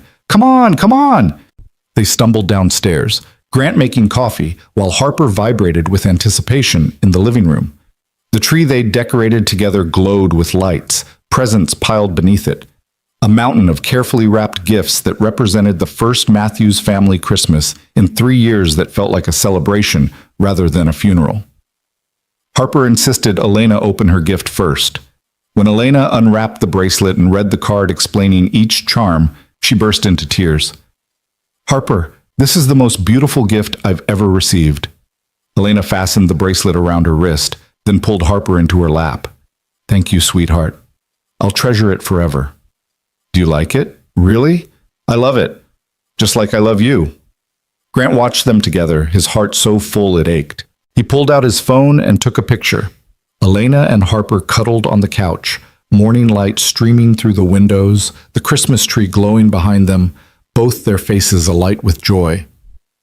After presents were opened and breakfast was consumed, Harper played with her new toys while Grant and Elena cleaned up the wrapping paper debris. In the kitchen, Grant caught Elena's hand and pulled her close. Thank you, he said quietly. For what? For being here. For loving us. For making Christmas feel like Christmas again instead of just another day to survive. Elena smiled up at him. Grant, I should be thanking you. A year ago, I was spending Christmas alone in my apartment, convinced I'd never have a family. And now I have you and Harper and your parents and this whole beautiful life. You gave me that. We gave it to each other. They stood in the kitchen, holding each other, while Harper's laughter drifted from the living room, and Grant thought about how far they'd come. 6 months ago, he'd hired a stranger to accompany him to a gala. Now that stranger was his partner, his love, part of his family in every way that mattered. That evening, after Harper had been put to bed exhausted and happy, Grant led Elena back to the living room. A single present remained under the tree, small, wrapped in silver paper. You missed one, he said, handing it to her. Elena looked confused. But we already opened everything. Open it. She unwrapped it carefully, revealing a velvet box. When she opened it, her breath caught. Inside was a ring, not an engagement ring, but a simple white gold band with 3 small diamonds. Grant, what? It's a promise ring, he said, his voice rough with emotion. I know it's too soon for engagement.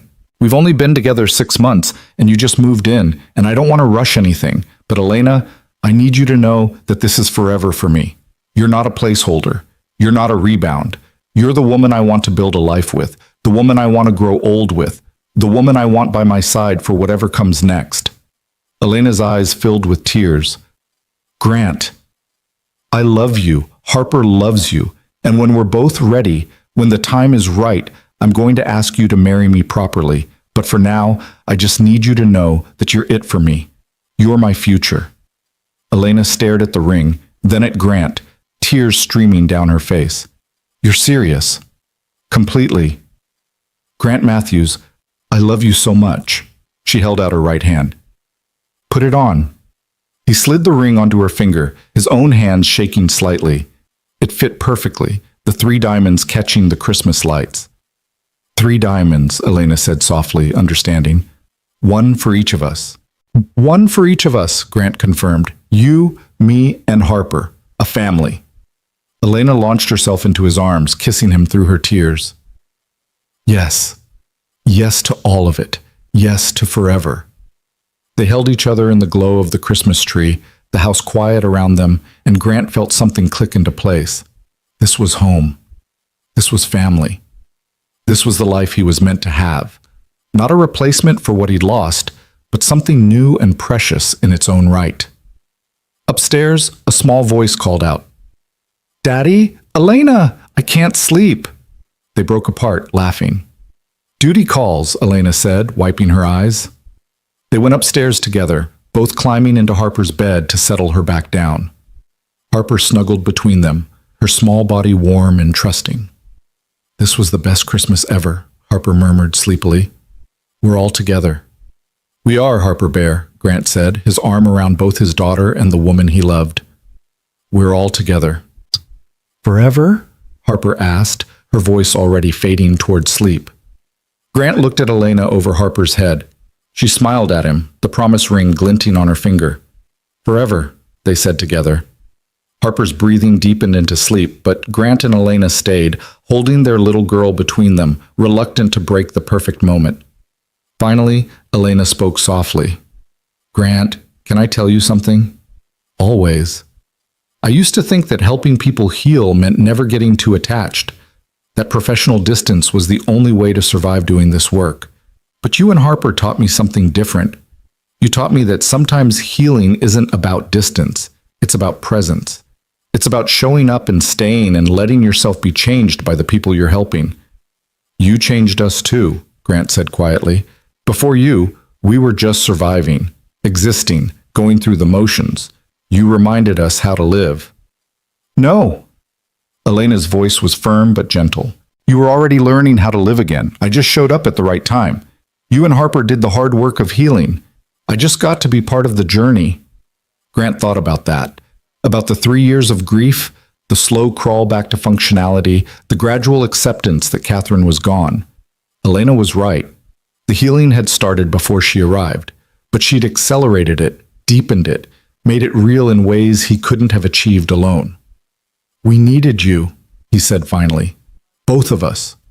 We still need you. And I need you, both of you." Elena carefully extracted herself from Harper's bed, gesturing for Grant to follow. In the hallway, she took his hand. "Grant, I want you to know something. I'm not just here because you and Harper need me. I'm here because you both make me happier than I've ever been. You give my life purpose and meaning and joy. So this isn't just me saving you. You're saving me too." Grant pulled her close, breathing in her familiar scent, feeling the solid reality of her in his arms. "We saved each other." "Yes," Elena whispered against his chest. "We did." They stood in the hallway of Grant's house, their house now, holding each other in the quiet darkness, and Grant felt the last pieces of his grief transform into something softer. Not forgotten, never forgotten, but integrated. Catherine would always be part of his story, part of Harper's story, part of who they were. But Elena was part of their present and their future, and there was room for all of it. The weeks after Christmas unfolded with a gentle rhythm. Elena's presence in the house went from novelty to normal. Her belongings integrated so thoroughly that Grant sometimes forgot she hadn't always been there. They fell into deeper patterns: Sunday morning pancakes, Thursday night movie marathons, Saturday farmers market trips with Harper skipping between them. January brought Harper's 7th birthday, and they threw a party that filled the house with children and chaos and laughter. Harper insisted on introducing Elena to every single friend as "my dad's girlfriend who lives with us and is basically family." Sophie's mother, Jennifer, cornered Elena in the kitchen while they were slicing birthday cake. "You're good for them," Jennifer said directly. "I've known Grant since Harper started school, and I've never seen him like this. Present, happy, actually living instead of just surviving." "He's good for me too," Elena replied honestly. "They both are." Harper told Sophie she has 2 people who love her now, That's a gift, Elena. Don't underestimate what you've done for that little girl. Elena felt tears prick her eyes. I love her like she's mine. I know you do. Anyone can see it. Jennifer squeezed Elena's shoulder. I just wanted you to know what a difference you've made. That night, after the party guests had gone home and Harper had crashed into bed sugar, exhausted, and happy, Grant found Elena on the back porch. She'd wrapped herself in a blanket against the January cold, staring at the dark garden. You okay? He asked, joining her. More than okay. Just processing. Elena leaned into him. Jennifer said something today about how I've made a difference for Harper. And it hit me that this is what I left counseling to find, the ability to make a lasting impact instead of always saying goodbye. You found it. I did. With you and Harper, I found exactly what I needed. She looked up at him. I never told you the real reason I took that first gala job with you. Grant waited, curious. I'd had a bad week. 3 clients canceled because they were moving or switching therapists, and I felt like I was just a temporary stop for everyone, like I was helping people heal only to watch them leave. And then your request came through, and something about it felt different, like maybe just showing up for one evening and helping someone get through a hard night would be enough. Elena laughed softly. I had no idea it would turn into this. Neither did I. Grant kissed the top of her head. I thought I was hiring someone for one night. Instead, I found the woman who would help me remember how to live. We found each other, Elena corrected, at exactly the right time. They sat in comfortable silence, watching their breath form clouds in the cold air. Finally, Grant spoke again. When do you think we should tell Harper about the promise ring? When you're ready to explain what it means. That it's a promise of forever, even if we're not engaged yet. She'll probably ask when we're getting married. Probably, Elena agreed. What will you say? Grant considered the question seriously. That we're taking our time to make sure we do everything right. That we want to enjoy building our life together before we make it official. That marriage is about more than a ceremony. It's about the everyday choice to show up for each other. That's a good answer, Elena smiled, very mature and thoughtful. I have my moments. You do. She shifted to face him more fully. Grant, I want you to know that I don't need a wedding to feel committed to you and Harper. This, what we have right now, this is enough, more than enough. But you'd say yes. Eventually? When I ask properly? Elena's smile was radiant even in the darkness. Yes, Grant Matthews, when you ask me properly, whenever that is, my answer will be yes. Spring arrived gradually, Seattle's gray winter giving way to cherry blossoms and longer days. Harper's nightmares about losing her father became less frequent, her mentions of Catherine more nostalgic than painful. She started calling Elena by her first name naturally, no longer needing any qualifier or explanation for who Elena was in their lives. One Saturday in April, Harper came downstairs with a serious expression and a piece of paper clutched in her hand. I made something, she announced, climbing onto the couch between Grant and Elena. At school, for art class. We had to draw our family. Grant felt his chest tighten, remembering Harper's art show the previous fall, the way she'd included Catherine in her family portrait. Harper unfolded the paper, revealing a crayon drawing of 4 figures. This is me, Harper said, pointing to the smallest figure. And this is Daddy, and this is Elena, and this is Mommy. The 4th figure was drawn in lighter colors, almost translucent, floating slightly above the other 3. Catherine, present but not solid, part of the family, but in a different way. My teacher asked if I made a mistake, Harper continued, her voice matter-of-fact. She said Mommy isn't here anymore, so she shouldn't be in a family picture. But I told her Mommy is still part of our family, even if she's not here the same way. Was I wrong? Grant couldn't speak around the lump in his throat, but Elena took Harper's hand gently. You weren't wrong at all, sweetheart. Your Mommy will always be part of your family. She's in your heart and your memories, and in all the ways you're brave and kind like she was. Elena pointed to the drawing. This is beautiful and honest and true. Don't let anyone tell you otherwise. Harper nodded, satisfied. Then she pointed to the 3 solid figures. But you're here now, Elena, with me and Daddy, here for real, not just in memories. I am, Elena confirmed. I'm here for real, for always. Good. Harper folded her drawing carefully. I'm going to put this on the fridge so everyone knows what our family looks like. She skipped off to do just that, leaving Grant and Elena alone on the couch. Grant finally found his voice. She's okay, he said, wonder in his tone. She's really okay. She's figured out how to hold both Catherine's memory and your presence without conflict. Children are wiser than adults sometimes. They don't force things into either or categories. They can live with both and. Elena took his hand. We should learn from her. That evening, Marcus and Jennifer came for dinner with their kids.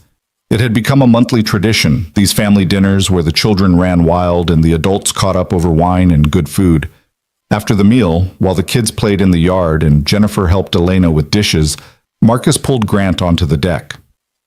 I've been meaning to tell you something, Marcus said, leaning against the railing. The board met last week. They wanted me to sound you out about something. Grant tensed. What? They're impressed with how you've been handling everything. The company's thriving, you're present and engaged. The Foundation Gala was the most successful in years despite you leaving early. Marcus smiled. They wanted me to tell you that they're proud of you, not just as a CEO, but as a person. The way you've rebuilt your life, the way you're raising Harper, the way you've integrated Elena into everything. It shows character.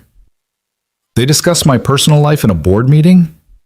They discussed how your personal stability has positively impacted the company. Grant, 3 years ago, you were barely functioning. You were making decisions from a place of grief and exhaustion. Now you're making them from a place of clarity and strength. That matters. Marcus clapped him on the shoulder. Catherine would be proud of you too, you know, of everything you've become. Grant blinked back tears. You think so? I know so. She loved you, man. And she'd be thrilled to see you happy again, to see Harper thriving, to see you building a new life with someone who clearly adores you both. Through the window, Grant could see Elena laughing at something Jennifer said, her face bright with joy. In the yard, Harper was showing the other kids how to catch fireflies in the gathering dusk, her voice high and happy. This life, this moment, this family, it was everything he'd thought he'd lost forever. I'm going to ask her to marry me, Grant said suddenly. Properly. Soon. Marcus grinned. About damn time. What are you waiting for? The right moment, I guess. Something meaningful. Grant, every moment with her is meaningful. Stop overthinking it and just ask the woman. That night, after their friends had gone home and Harper was asleep, Grant and Elena sat on their back porch in their usual spots. The promise ring glinted on Elena's finger in the moonlight, and Grant felt a certainty settle over him. Elena? Do you remember the night we met at that coffee shop downtown? Elena smiled. Of course. You looked terrified. I was. I thought I was hiring someone for one evening, and the whole thing felt wrong and desperate. Grant took her hand. But then you asked me what I needed, and something about the way you listened made me tell you everything. About Harper, about Catherine, about how lonely I was. And you didn't run. Why would I run? Because I was a mess. A grieving widower hiring a companion for a gala because he couldn't face his colleagues' pity. Not exactly an attractive prospect. You were honest, Elena said softly. You were vulnerable and real, and trying your best to survive impossible circumstances. That's not a mess, Grant. That's human. That night, when we left the gala early because Harper was crying, you came with me. You didn't have to, but you did. And you sat on her bedroom floor in that beautiful gown and told her stories until she felt safe again. Grant's voice thickened. That's when I knew. That's when I knew you were someone special, someone who saw beyond the job to the people who needed her. Grant, where's this going? He stood, pulling her up with him. The promise ring caught the light, 3 diamonds winking. I gave you this ring at Christmas and said it was too soon for engagement, that we needed time to build our life together first. We did need that. We still might need more. Elena Brooks. Grant cut her off gently, reaching into his pocket. We've lived together for 5 months. We've navigated Harper's grief and my fears and built something beautiful together. We've had our first fight and our first Christmas and countless ordinary days that felt extraordinary because we were together, and I don't want to wait anymore. He pulled out a small velvet box, different from the one at Christmas, and opened it to reveal a simple platinum band with a single perfect diamond. This was Catherine's engagement ring, he said quietly, and Elena's breath caught. Before you say anything, let me explain. When Catherine died, I put this ring in a drawer because I couldn't look at it. But a few months ago, I took it out and really examined it. And I realized something. This ring isn't about Catherine. It's about love. It's about commitment. It's about choosing to build a life with someone despite all the risks and fears and uncertainties. Elena's eyes filled with tears. Grant, Catherine wore this ring as a promise that we'd face life together. And now I want to give it to you as a promise that we'll face life together. Not as a replacement, not as a do-over, but as a new beginning. Grant took Elena's left hand, the one that didn't wear the promise ring. Elena Brooks, will you marry me? Will you be my wife and Harper's stepmother and part of this family forever? Elena was crying openly now, her hands shaking in his. Are you sure? Grant, this was Catherine's ring. Are you absolutely sure you want... I've never been more sure of anything.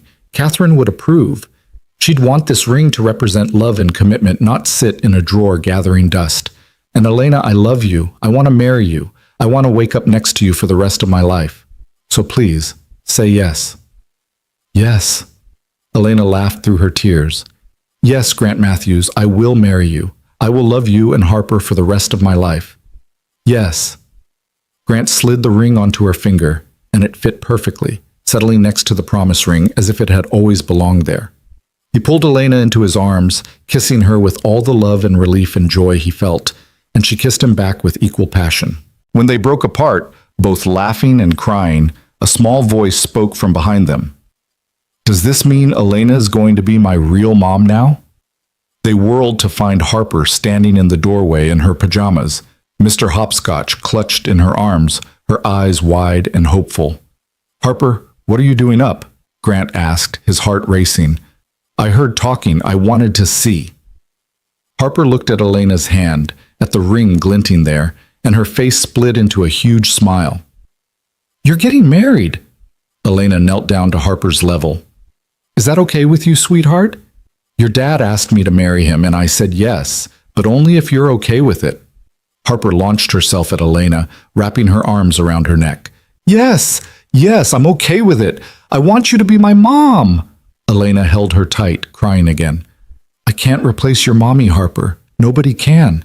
But I can love you with all my heart, and I can be here for you always, and I can be another mom for you if that's what you want. Harper pulled back to look at her seriously. Can I call you Mom, or would that make Mommy sad? Grant knelt beside them, his own eyes burning. Harper Bear, having two moms doesn't diminish either of them. You can call Elena Mom and still call your mommy Mommy in your memories. Love doesn't divide, it multiplies. Like how I love both chocolate and vanilla ice cream? Elena laughed wetly. Exactly like that. Harper nodded, satisfied with this explanation. Then yes, I want Elena to be my mom. My other mom. My here, right now mom. The three of them huddled together on the back porch, holding each other and crying happy tears, and Grant felt his heart finally heal completely. Not by erasing Catherine, but by making room for Elena alongside her. Both loves, both women, both essential to making him who he was. So when's the wedding? Harper asked practically, pulling back. Can I be the flower girl? Can we have cake? Can I help pick out your dress, Elena? Grant and Elena looked at each other and burst out laughing. How about we figure all that out tomorrow? Grant suggested. Right now, it's way past your bedtime, young lady. But Daddy, we're celebrating. We can celebrate in the morning with pancakes, Elena promised. Special celebration pancakes with extra chocolate chips.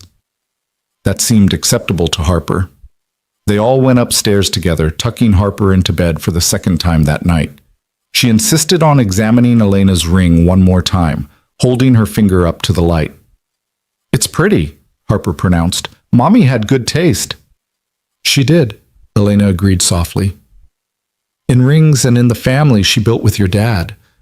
Harper nodded, then snuggled under her covers. Good night, Daddy. Good night, Mom. The word hung in the air, simple, profound, perfect. Elena's breath caught, and Grant saw tears stream down her face again, but she smiled through them. Good night, sweetheart, Elena whispered. I love you. Love you too. In their own room, Grant and Elena collapsed onto the bed, emotionally exhausted and happier than either of them had ever been. That just happened, Elena said, staring at the ceiling. You proposed, with Catherine's ring, and Harper called me Mom. Any regrets? Grant asked, only half joking. Elena turned to look at him, her eyes fierce. Not a single one. Grant, this is everything I never knew I wanted. A family, a home, a partner who challenges me and loves me and makes me want to be better. You and Harper are my whole world. Grant pulled her close, breathing in her familiar scent, feeling the solid reality of her in his arms. We're the lucky ones. Both of us. Harper and I were drowning, and you threw us a lifeline. You taught us how to live again. We taught each other, Elena corrected. You taught me that it's okay to stay, to put down roots, to let myself be part of something permanent. Before you and Harper, I was so afraid of loss that I never let myself really connect with anyone. You showed me that love is worth the risk. They lay in comfortable silence for a while, processing everything that had happened.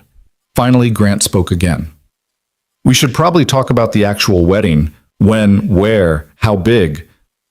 Small, Elena said immediately. Just family and close friends, nothing elaborate. I don't need a big production. I just need you and Harper and the people we love. Sounds perfect. Grant kissed her forehead. Whatever you want, we'll make it happen. What I want is already happening. Us, this family we've built. Elena traced patterns on his chest. The wedding is just paperwork. The real commitment is what we're living every day. Still, Harper's going to want to be involved in the planning. Elena laughed. Oh, God, yes. She's going to have opinions about everything. Are you ready for that? For officially becoming Harper's stepmother? For all the school events and dance recitals and teenage drama that's coming? Grant, I'm already Harper's stepmother in every way that matters. The legal paperwork is just a formality. Elena propped herself up on one elbow to look at him. I'm ready for all of it. The mundane and the extraordinary. The easy days and the hard ones. I'm choosing this life with you both, completely and forever. Grant cupped her face, his thumb tracing her cheekbone. I don't know what I did to deserve you. You didn't have to do anything. You just had to be yourself. A good man trying his best to raise his daughter and honor his late wife's memory while learning how to live again. That was enough. You were always enough. They made love that night with a tenderness that spoke of promises and futures, of grief transformed into hope, of two broken people who'd found wholeness in each other. Afterward, they lay tangled together, Elena's head on Grant's chest, both of them too happy to sleep. Can I tell you something? Elena murmured into the darkness. Always.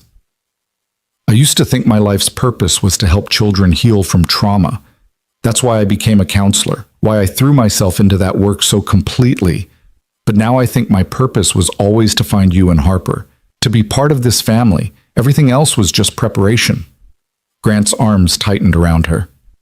I used to think my life ended when Catherine died, that I'd had my chance at happiness and lost it, and the rest was just endurance. But you showed me that life doesn't end with loss. It just changes. And sometimes those changes, as painful as they are, lead us to exactly where we're meant to be. Where are we meant to be? Right here. Together. The three of us. Elena lifted her head to kiss him softly. Right here, she agreed. Together. They finally fell asleep wrapped in each other, the engagement ring glinting on Elena's finger, the promise ring beside it, both symbols of a love that was new and precious and built on the foundation of grief transformed into hope. The next morning, Harper burst into their room at dawn, launching herself onto the bed between them. Is it still true? She demanded. Are you really getting married? It's still true, Grant confirmed, pulling his daughter into a hug. Elena and I are getting married. And I can call her Mom? Elena brushed Harper's hair back from her face. You can call me whatever feels right to you, sweetheart. Mom, Elena, whatever you're comfortable with. Harper considered this seriously. I think I want to call you Mom, because you're here with me every day and you help with my homework and you read me stories and you love me. That's what moms do. Then Mom it is, Elena said, her voice thick with emotion. Harper threw her arms around both of them, and they lay there, the three of them, watching morning light filter through the windows of their home, beginning the first day of their forever. 3 months later, on a perfect September afternoon, Elena and Grant stood in the backyard of Grant's parents' home in Bellevue, surrounded by everyone they loved. The ceremony was small and intimate, just family and closest friends, held under the old oak tree where Catherine used to climb as a child.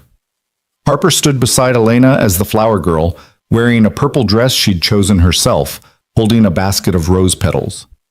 She'd insisted on one modification to the traditional ceremony, a moment where they all three held hands while the officiant spoke about the family they were creating together. Today we celebrate not just the union of Grant and Elena, the officiant said, but the creation of a new family. A family built on love, on choice, on the courage to embrace joy after loss. Grant, Elena, and Harper, may you continue to choose each other, support each other, and love each other through whatever life brings. When it came time for vows, Elena spoke first, her voice clear and strong despite the tears in her eyes. Grant, when I met you, you were trying so hard to survive that you'd forgotten how to live. You were protecting your heart so carefully that you'd walled it off from everything, including joy. But you let me in. You trusted me with your grief and your daughter and your wounded heart. And in doing so, you gave me the greatest gift, a family. I promise to honor Catherine's memory, to love Harper as my own, to stand beside you through every challenge, and to remind you every day that you're worthy of happiness. I choose you, Grant Matthews, today and always. Grant's hand shook as he held Elena's, his voice rough with emotion. Elena, you walked into my life when I needed saving, and you didn't even know it. You sat on my daughter's bedroom floor and told her stories. You showed up for pizza nights and school events and mundane Tuesday evenings. You didn't try to fix us or change us. You just loved us as we were. You taught me that loving again isn't a betrayal of the past. It's a celebration of the human heart's capacity to heal. I promise to choose you every day, to build a life with you that honors where we've been while embracing where we're going, and to love you and Harper with everything I am. You're my second chance, my miracle, my home. There wasn't a dry eye in the gathering. When the officiant pronounced them married and Grant kissed Elena, Harper cheered loudly, and everyone laughed through their tears. At the reception, Grant's mother pulled Elena aside. Welcome to the family officially, Susan said, embracing her new daughter-in-law. Catherine would approve, you know. She always said the worst thing about dying would be leaving Grant and Harper alone. I think she'd be grateful you found them. I hope so, Elena said softly. I'm trying to honor her memory while building our future. You're doing it perfectly, dear. The fact that you even care about honoring her memory speaks volumes about your character.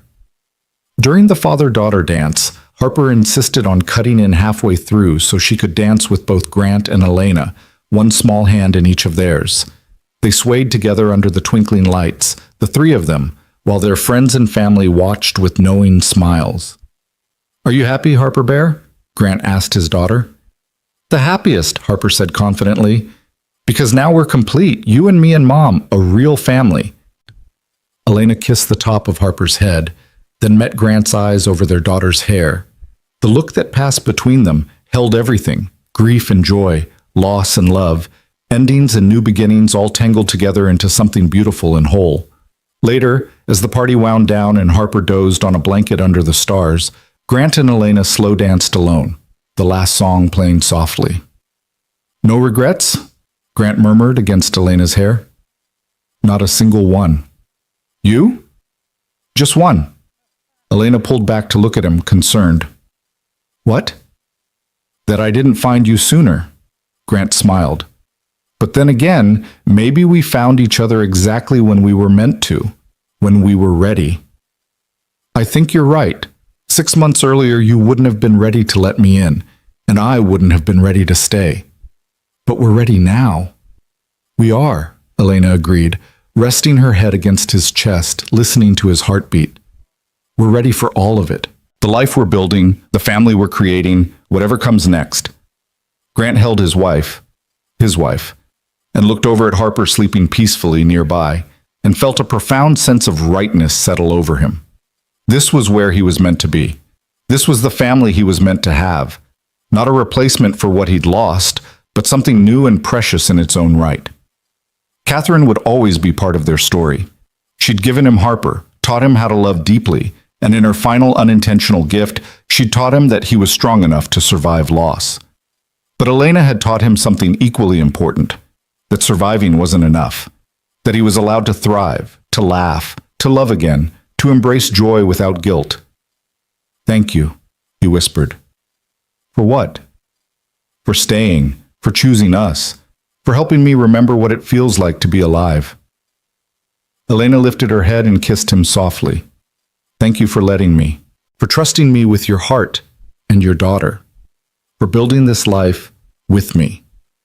The song ended, but they kept swaying, reluctant to break the moment. Around them, the September evening was perfect. Warm breeze, stars beginning to appear, the sound of Harper's soft breathing nearby, their friends and family packing up with quiet laughter. This was home. This was family. This was love. Complicated and hard-won and more beautiful for having survived loss and fear and the courage to try again. Grant Matthews had hired a companion for a gala and found the woman who taught him how to live. Elena Brooks had taken a job thinking it would be one evening and discovered the family she'd always needed. And Harper had been brave enough to let another person love her, to open her wounded heart one more time. They'd all been broken. But together, they'd become whole. And in that wholeness, under the stars of a perfect September night, with a sleeping child nearby and a lifetime of tomorrows stretching before them, Grant and Elena held each other and knew with absolute certainty that they'd found exactly what they'd been searching for. Not a fairy tale ending, but something better, a real beginning, a family forged from loss and hope, grief and love, fear and courage. A family that would face whatever came next together, with hands joined and hearts open, choosing each other every single day. Forever.